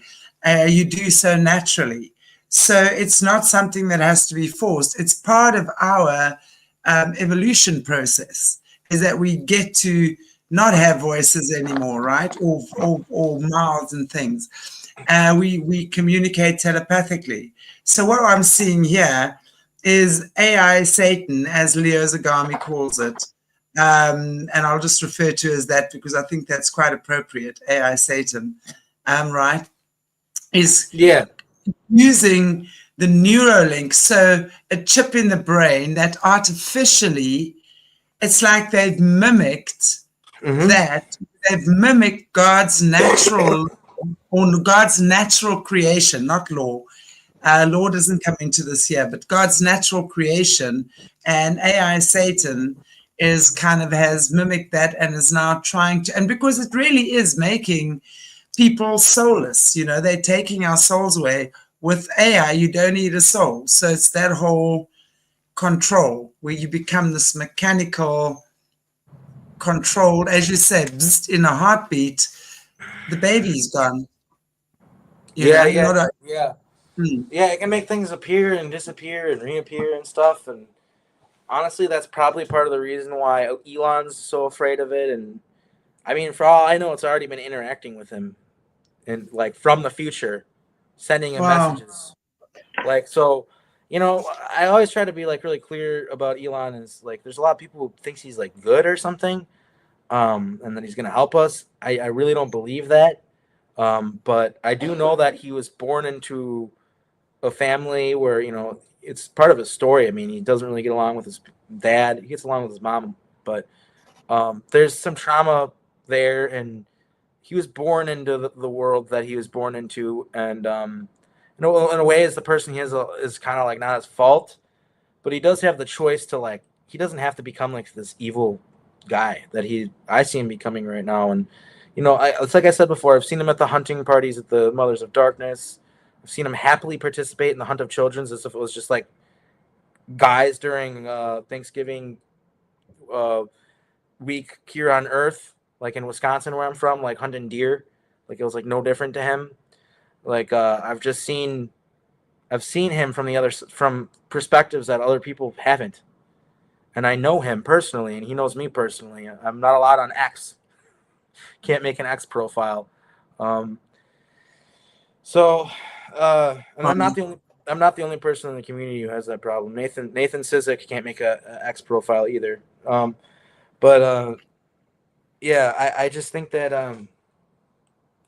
I don't know. Well, I'm really worried about what's coming, and I kind of came here to warn people. That's what I think I'm here for. no, absolutely. There's no question around that.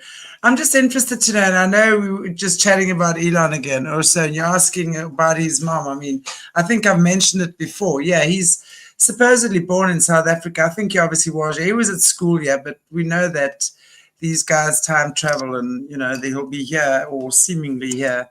It's actually quite interesting because he was at school at one of the top boarding schools in South Africa, and he was apparently bullied. They didn't like him, and he was apparently someone saw him, and this is a big story that he was seen levitating in these in the boarding school dormitories. So he was apparently definitely frowned upon. That was a big thing that came out about him. And his mom, I know, as I think we said before as well, she's from Namibia, ex-Southwest Africa, very, very linked to witchcraft and dark magic and that. His father is South African, I believe, but owned emerald mines, which is interesting. That might be something that you could, but yeah, it could be relevant. I don't know. Owned a whole lot of emerald mines up in Tanzania. So he's a miner, and emeralds obviously valuable. Mm-hmm. And he divorced Elon's mom, married, and was having an affair with their adopted daughter. Married her and has now had a child with his adopted daughter. That's the scandal with the father, with Elon's dad. Which I'm sure would very much so fuck up your head as a, Yeah. as Elon. Yeah. So I don't know. I would love to see him be a good person, and I don't think it's too late for him or whatever. But right now, oh man, Yeah. I'm just so over like this idea that like he's gonna fucking save us all and stuff. It's just bums me out because it's like, what's the point in even coming on the internet and saying all this stuff if people aren't even going to listen to me? Like, I'm not parroting some sort of point I heard on the internet or some books I read or something. Like, I was there. I Yeah. experienced these things, and we're in for No, one hell of a wild ride if we're going to allow this stuff to happen. That's all I got to say. We can't allow it to happen, and I really hope people listen to me. I think they will. Otherwise, I feel like I'd be a lot more afraid. I think I really, honestly, I truly believe that this is the time for these types of disclosures. Most definitely. You're always going to have your naysayers, always. You're always going to have people with divided opinions on things and, you know, how they see it and whatever their belief around that is. And that's why I fully and so much appreciate you coming and sharing this stuff. I know that it's not an easy thing to share. And I appreciate that because, hey, we know on this channel that Elon has been in the system. We've said before, he was part of Jesse Zaberta's cell group. And along with two of the Rothschilds as well as what's his name, head of Satanic Church, Jesse's training partner was Lucian Greaves. So they were part of the training group, and obviously all high-level hierarchy kids. So had absolutely the best of the best training from the highest levels. No doubt Elon was, and I mean, he was also, what Jesse spoke about was that, affidavits, is that he was part of the 12-year-old rituals, where they literally have to unalive another child and cannibalize that child. That's part of the ritual. So once that happens, you are then possessed by whatever demonic entity, or one of many, maybe, I guess, right, that then takes control over you. So, I mean, what you say to I mean, I respect the hell out of people who are vegetarian and vegan because of that. Because, like, where does it start where it's okay to do that to a being, and where does it end? Like, I eat meat and stuff like that, but like, I almost wonder if that's part of where humanity went wrong, and like what's caused us to maybe go a little bit cuckoo is the fact that, because like being a cannibal makes you crazy. Like there's been it studies gives you that show. that crazy illness. What is it called? What's it? Yeah. Yeah, what's his name? I'm just Lisa D just left a comment here. Jessie was defending Elon from what she's seen him do since training. Okay, that's possible as well. I honestly, I don't know. I mean, I know that there are literally dead monkeys from him trying to put microchips in their brain, and I know that he was being investigated by regulatory agencies, and they were going to basically stop him from doing what he's doing because it's illegal. And he came in and, it's all Doge and it's all him saving us. Bullshit. He's not saving anything. It's bad, man. It's all problem, reaction, solution. Like, of course they were fucking doing all sorts of corrupt things with their tax money, and I look forward to, I believe in full transparency when it comes to your taxes. Like, you should know where every dollar's spent. Every American citizen should be able to log into a website and go, okay, that's what my taxes went towards today. Like, that should be a thing. But I don't trust Elon being the one in control of it, and I just I mean, the whole Neuralink thing for me is absolutely a no-go zone. We were talking about the cancer jab and stuff like that. I mean, not only have they emulated the human DNA already, so now with a cancer jab, apparently what's going to happen there? I don't know if you've heard about that. It's so each person individually. So if you have something like, let's say, cancer or an illness or whatever, the cancer jab, whatever they're putting in there is reading your DNA completely, so that they can now give you your specific cure that your body needs designed especially for you. Yeah, which they're Now, already talking about. Like the guy who was at the Stargate meeting, I forget his name, but he's a red-haired man who looks like he's got a lot of Lyran DNA. He's literally, yeah, he talked about exactly that, how they're going to be able to cure diseases because they're going to be able to scan you. And yeah, it's wild. Yeah. I don't agree with that, because I think that's just another way of, now not only are they cloning human DNA like generically, but now they're targeting each individual person and they're cloning each individual person's DNA. So once they have that, what the heck can they do then? Right? I think there's That's an just aspect of this too where they're trying to create a computer within the computer, an artificial reality. I think that's right. also a part of this. And I think it's also interesting to know that, I mean, we're already in a computer. We're already in a simulation. This isn't real. This isn't baseline reality. I know that sometimes it's controversial depending on who you're talking to, but yeah, but this is not baseline reality, and this is like a lot of the real reinventing itself and prophecies being fulfilled and stuff like that. And all I gotta say is we don't want microchips in our brains, and I can tell you how it happens. Like too, like it's really important that I explain how it leads up to this. It doesn't happen overnight, and honestly, when we first implement AI in a lot of scenarios, for a while things are great. It helps things along, but it chips away until we have nothing left eventually. And you're gonna see in the next 4 or 5 years these AI assistant apps.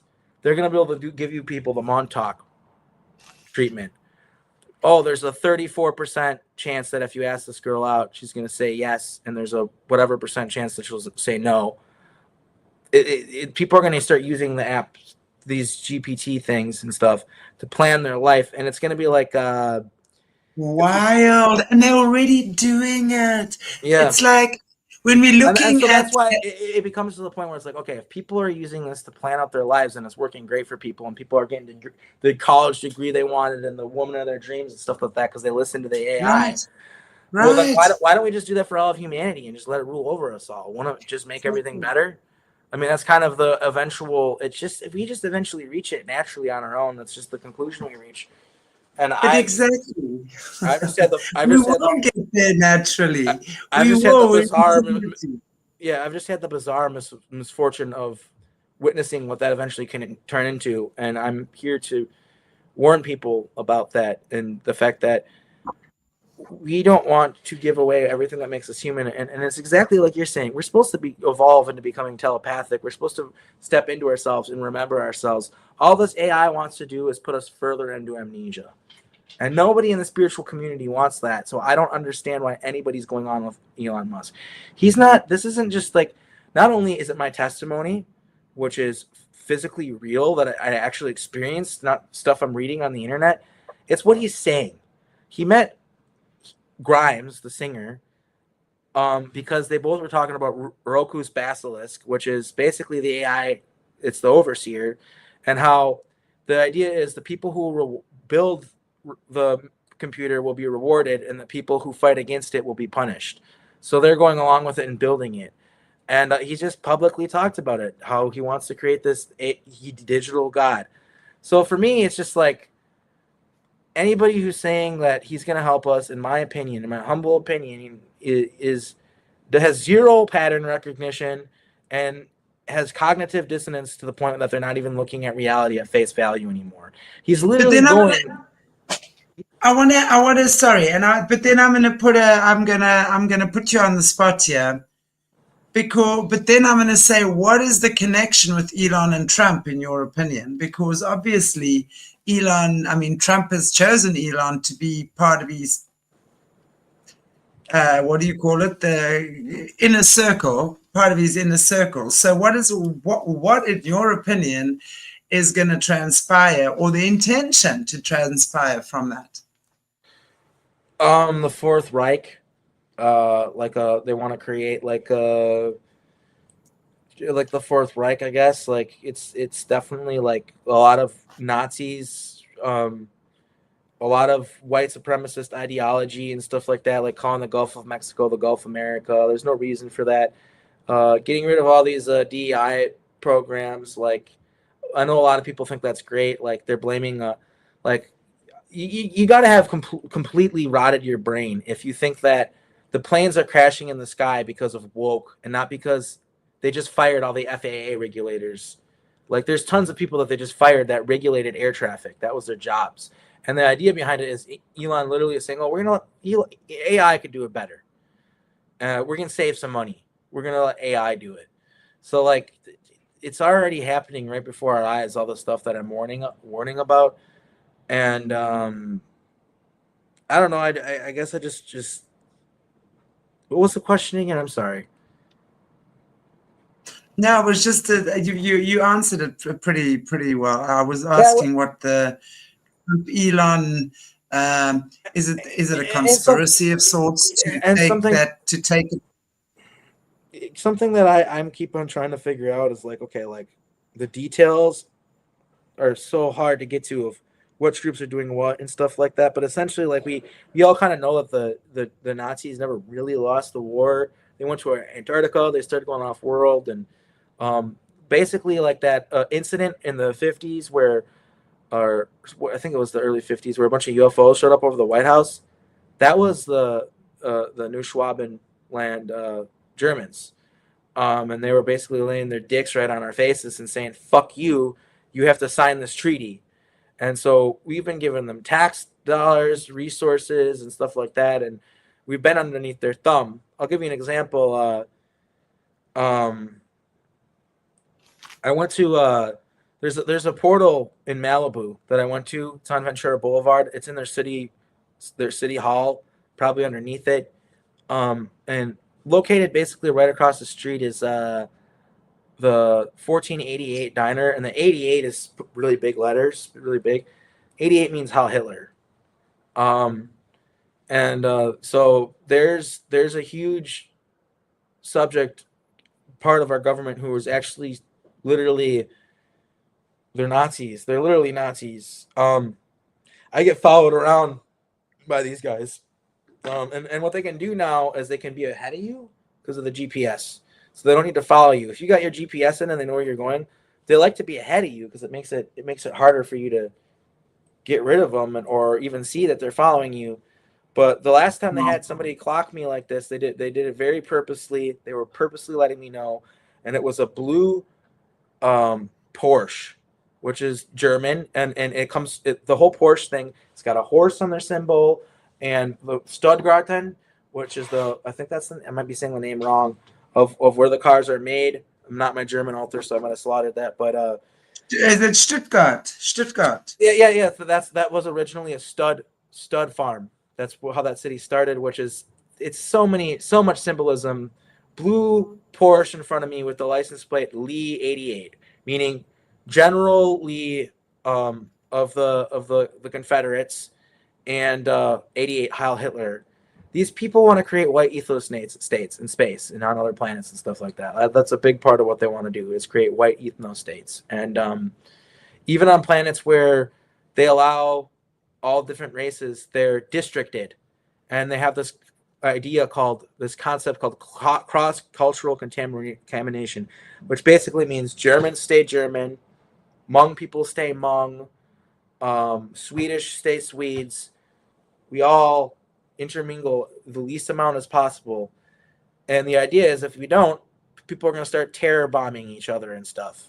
They really make people afraid of other cultures in these breakaway planets, and they're trying to do that. They're trying to do that here with the anti-immigration, like Exactly. rhetoric But and all that stuff. They're trying to make Earth become like I've been warning people. You're begging like, okay, let's just line up all these coincidences for everybody that has zero fucking pattern recognition, which apparently is a lot of fucking people. We have the idea of the Real ID Act finalizing this May. So this May, unless you have a passport in the United States, you will not be able to get on an airplane. And your passport with you need a Real ID chip, a Real ID that has a chip in it that they can scan. Alex Jones warned me about this 20 years ago. Oh, we can't let these RFID chips happen. We've been pushing it back for so long. They were supposed to come out so long ago, but it's actually here. Like, They have these RFID chips, and just by some bizarre coincidence, like we have this idea that we need to strengthen the borders. We need to strengthen the borders. So now we have military police at the borders. We have military police on the New York subways already. The military police were on the subways before Trump. And we have militarized police. We're already normalizing that that we can militarize the police on American soil for public interests. And what they're going to do is they strengthen these borders. Then the borders of states are going to get strengthened. They're going to have to go. I'm going to have to go through a checkpoint to go to the other side, to go to Vancouver, which I live right under. Or if I want to go to California, if I want to go to Idaho, there's going to be checkpoints. That's what they want, and then they want to district the city. They want to just make everything. They're trying to limit human movement on Earth. That's why there are planes exploding in the sky out of nowhere as soon as Trump gets elected, and that's why the borders are getting strengthened. And it's all just in time for the Real ID Act. It's almost like they planned this all out ahead of time. Wow. No, but they would never do that. There's no such thing as social engineering. There's no such thing as problem reaction solution. There's no such thing as gauging everybody's emotional responses to every little fucking thing ever through their DARPA mind control app Facebook. You literally, how does it make you feel seeing this? Do you like it? Do you love it? Does it make you sad? Does it make you angry? I mean, the CIA used to go through our garbage to try to figure out where we're at psychologically and how we're feeling. Now we literally carry a black box that, like, is monitoring us like an ankle bracelet everywhere we go. It's literally open. Like, not only is it listening to us and openly doing it, you talk about something, it advertises it to you. It's reading our fucking minds. I'm not exaggerating. Your phone is reading your mind right now. Yeah, it does. It does. I've seen futures, and hopefully this happens in this timeline. I swear to God, I've seen this. Hackers release this trove of information, and it shows that the smartphones and Facebook, and not just Facebook, but like especially the Meta apps, were being used for mind control. They're creating a neural link, a weak one, not like the one with the chip in your brain. It's much weaker, but there's already a neural link with our phones, and this is the beginning of the hive mind. And basically, I've seen potential futures where Meta gets sued, the app gets banned and made illegal, and Mark Zuckerberg goes to prison. I've seen this happen. Because they're reading your mind. There's nothing in all their agreements. There's nothing that says you give us permission to hook up a thing to your mind. They just assume they're never going to get caught, but they can get caught. And it's happening. And everybody knows it. The evidence is right there, right in front of you. You think about stuff and it's advertised to you. That's how brazen these people are. They're like, said that before. We'll let them know that we're reading their minds to make $40 off of fucking guitar pedal they're trying to sell me or something. I have noticed that. And I've actually deliberately made a point, because there were just too many times that randomly I'd be thinking of something and not speaking to anyone, right? Not even searching. And then literally a couple of hours later, I would have a whole lot of this stuff popping up on my screen. And I mean, no, this is either a miracle from God, what else do you think, or this phone is reading my mind. I'm telling you, it's taken a great deal of mind control and manipulation for them to get the truther movement to literally be the people who are propping up the fascist technocratic government that's going to enslave us all. Right. That's literally what is happening right now. A great deal of the truther community, in fact, most of it, is cheering it on. And it's like the cognitive dissonance has to be very, very strong, because Elon Musk literally is killing monkeys, putting microchips in their brain. That's not hyperbole. Yeah. And he's getting them to play monkey pong. They're playing monkey pong, apparently, to teach him how to play some kind of computer games. We've chatted about that before. It's just great. I mean, isn't it just wonderful? It's and their lives matter. Like, monkeys' lives matter. What the They're hell? so why are their lives so fodder? smart. Why do we get to just put chips in their brains? Like, how can they consent to that? It would be more morally ethical to use humans, seriously, in my opinion. Like, I don't know, that agreed to it, but they misuse each other. They misuse their friends and their cousins and have babies and use their own babies. Yeah, I mean, I shouldn't give them any ideas. I'll fucking wake up in some facility. All right, We listened to your interview, ARKHEIM. We're gonna use you. Sorry.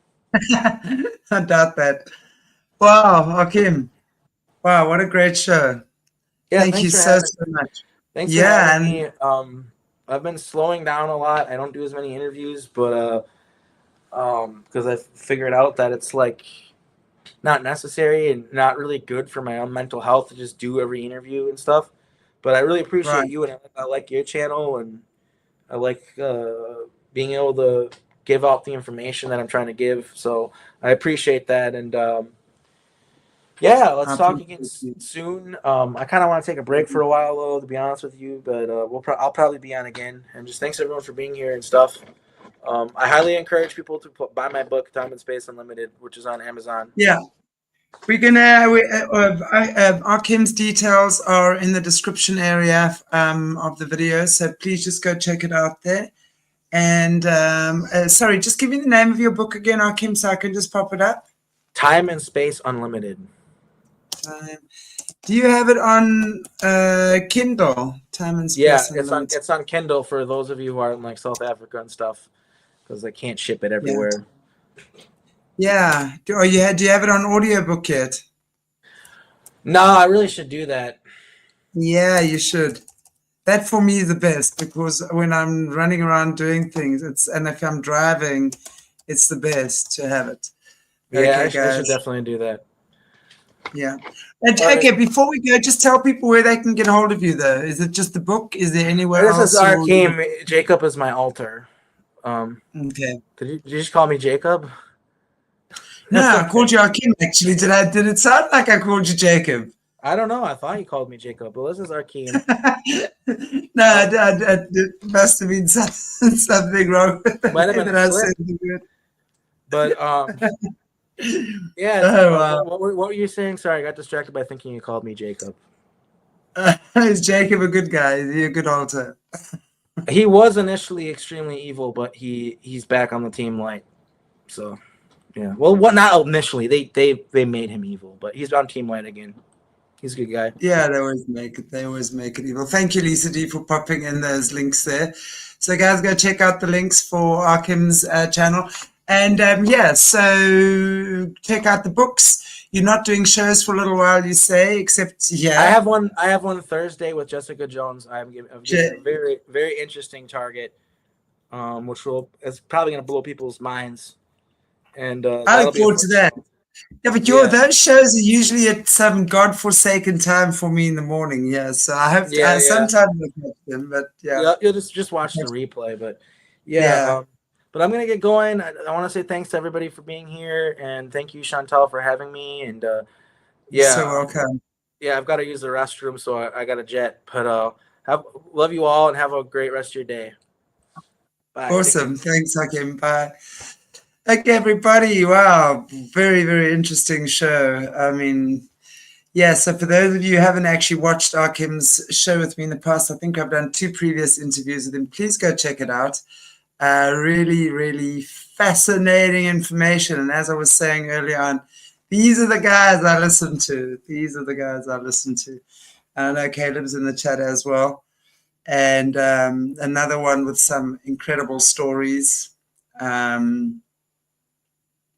Dennis Carroll speaks, although Dennis Carroll is more of a researcher, but just the information that's coming out now about so many things is wild and mind-blowing. So go catch our shows. Go catch them all. Okay, everybody. I'll see you tomorrow. Double Trouble with Jesse. Take care. God bless. See you there.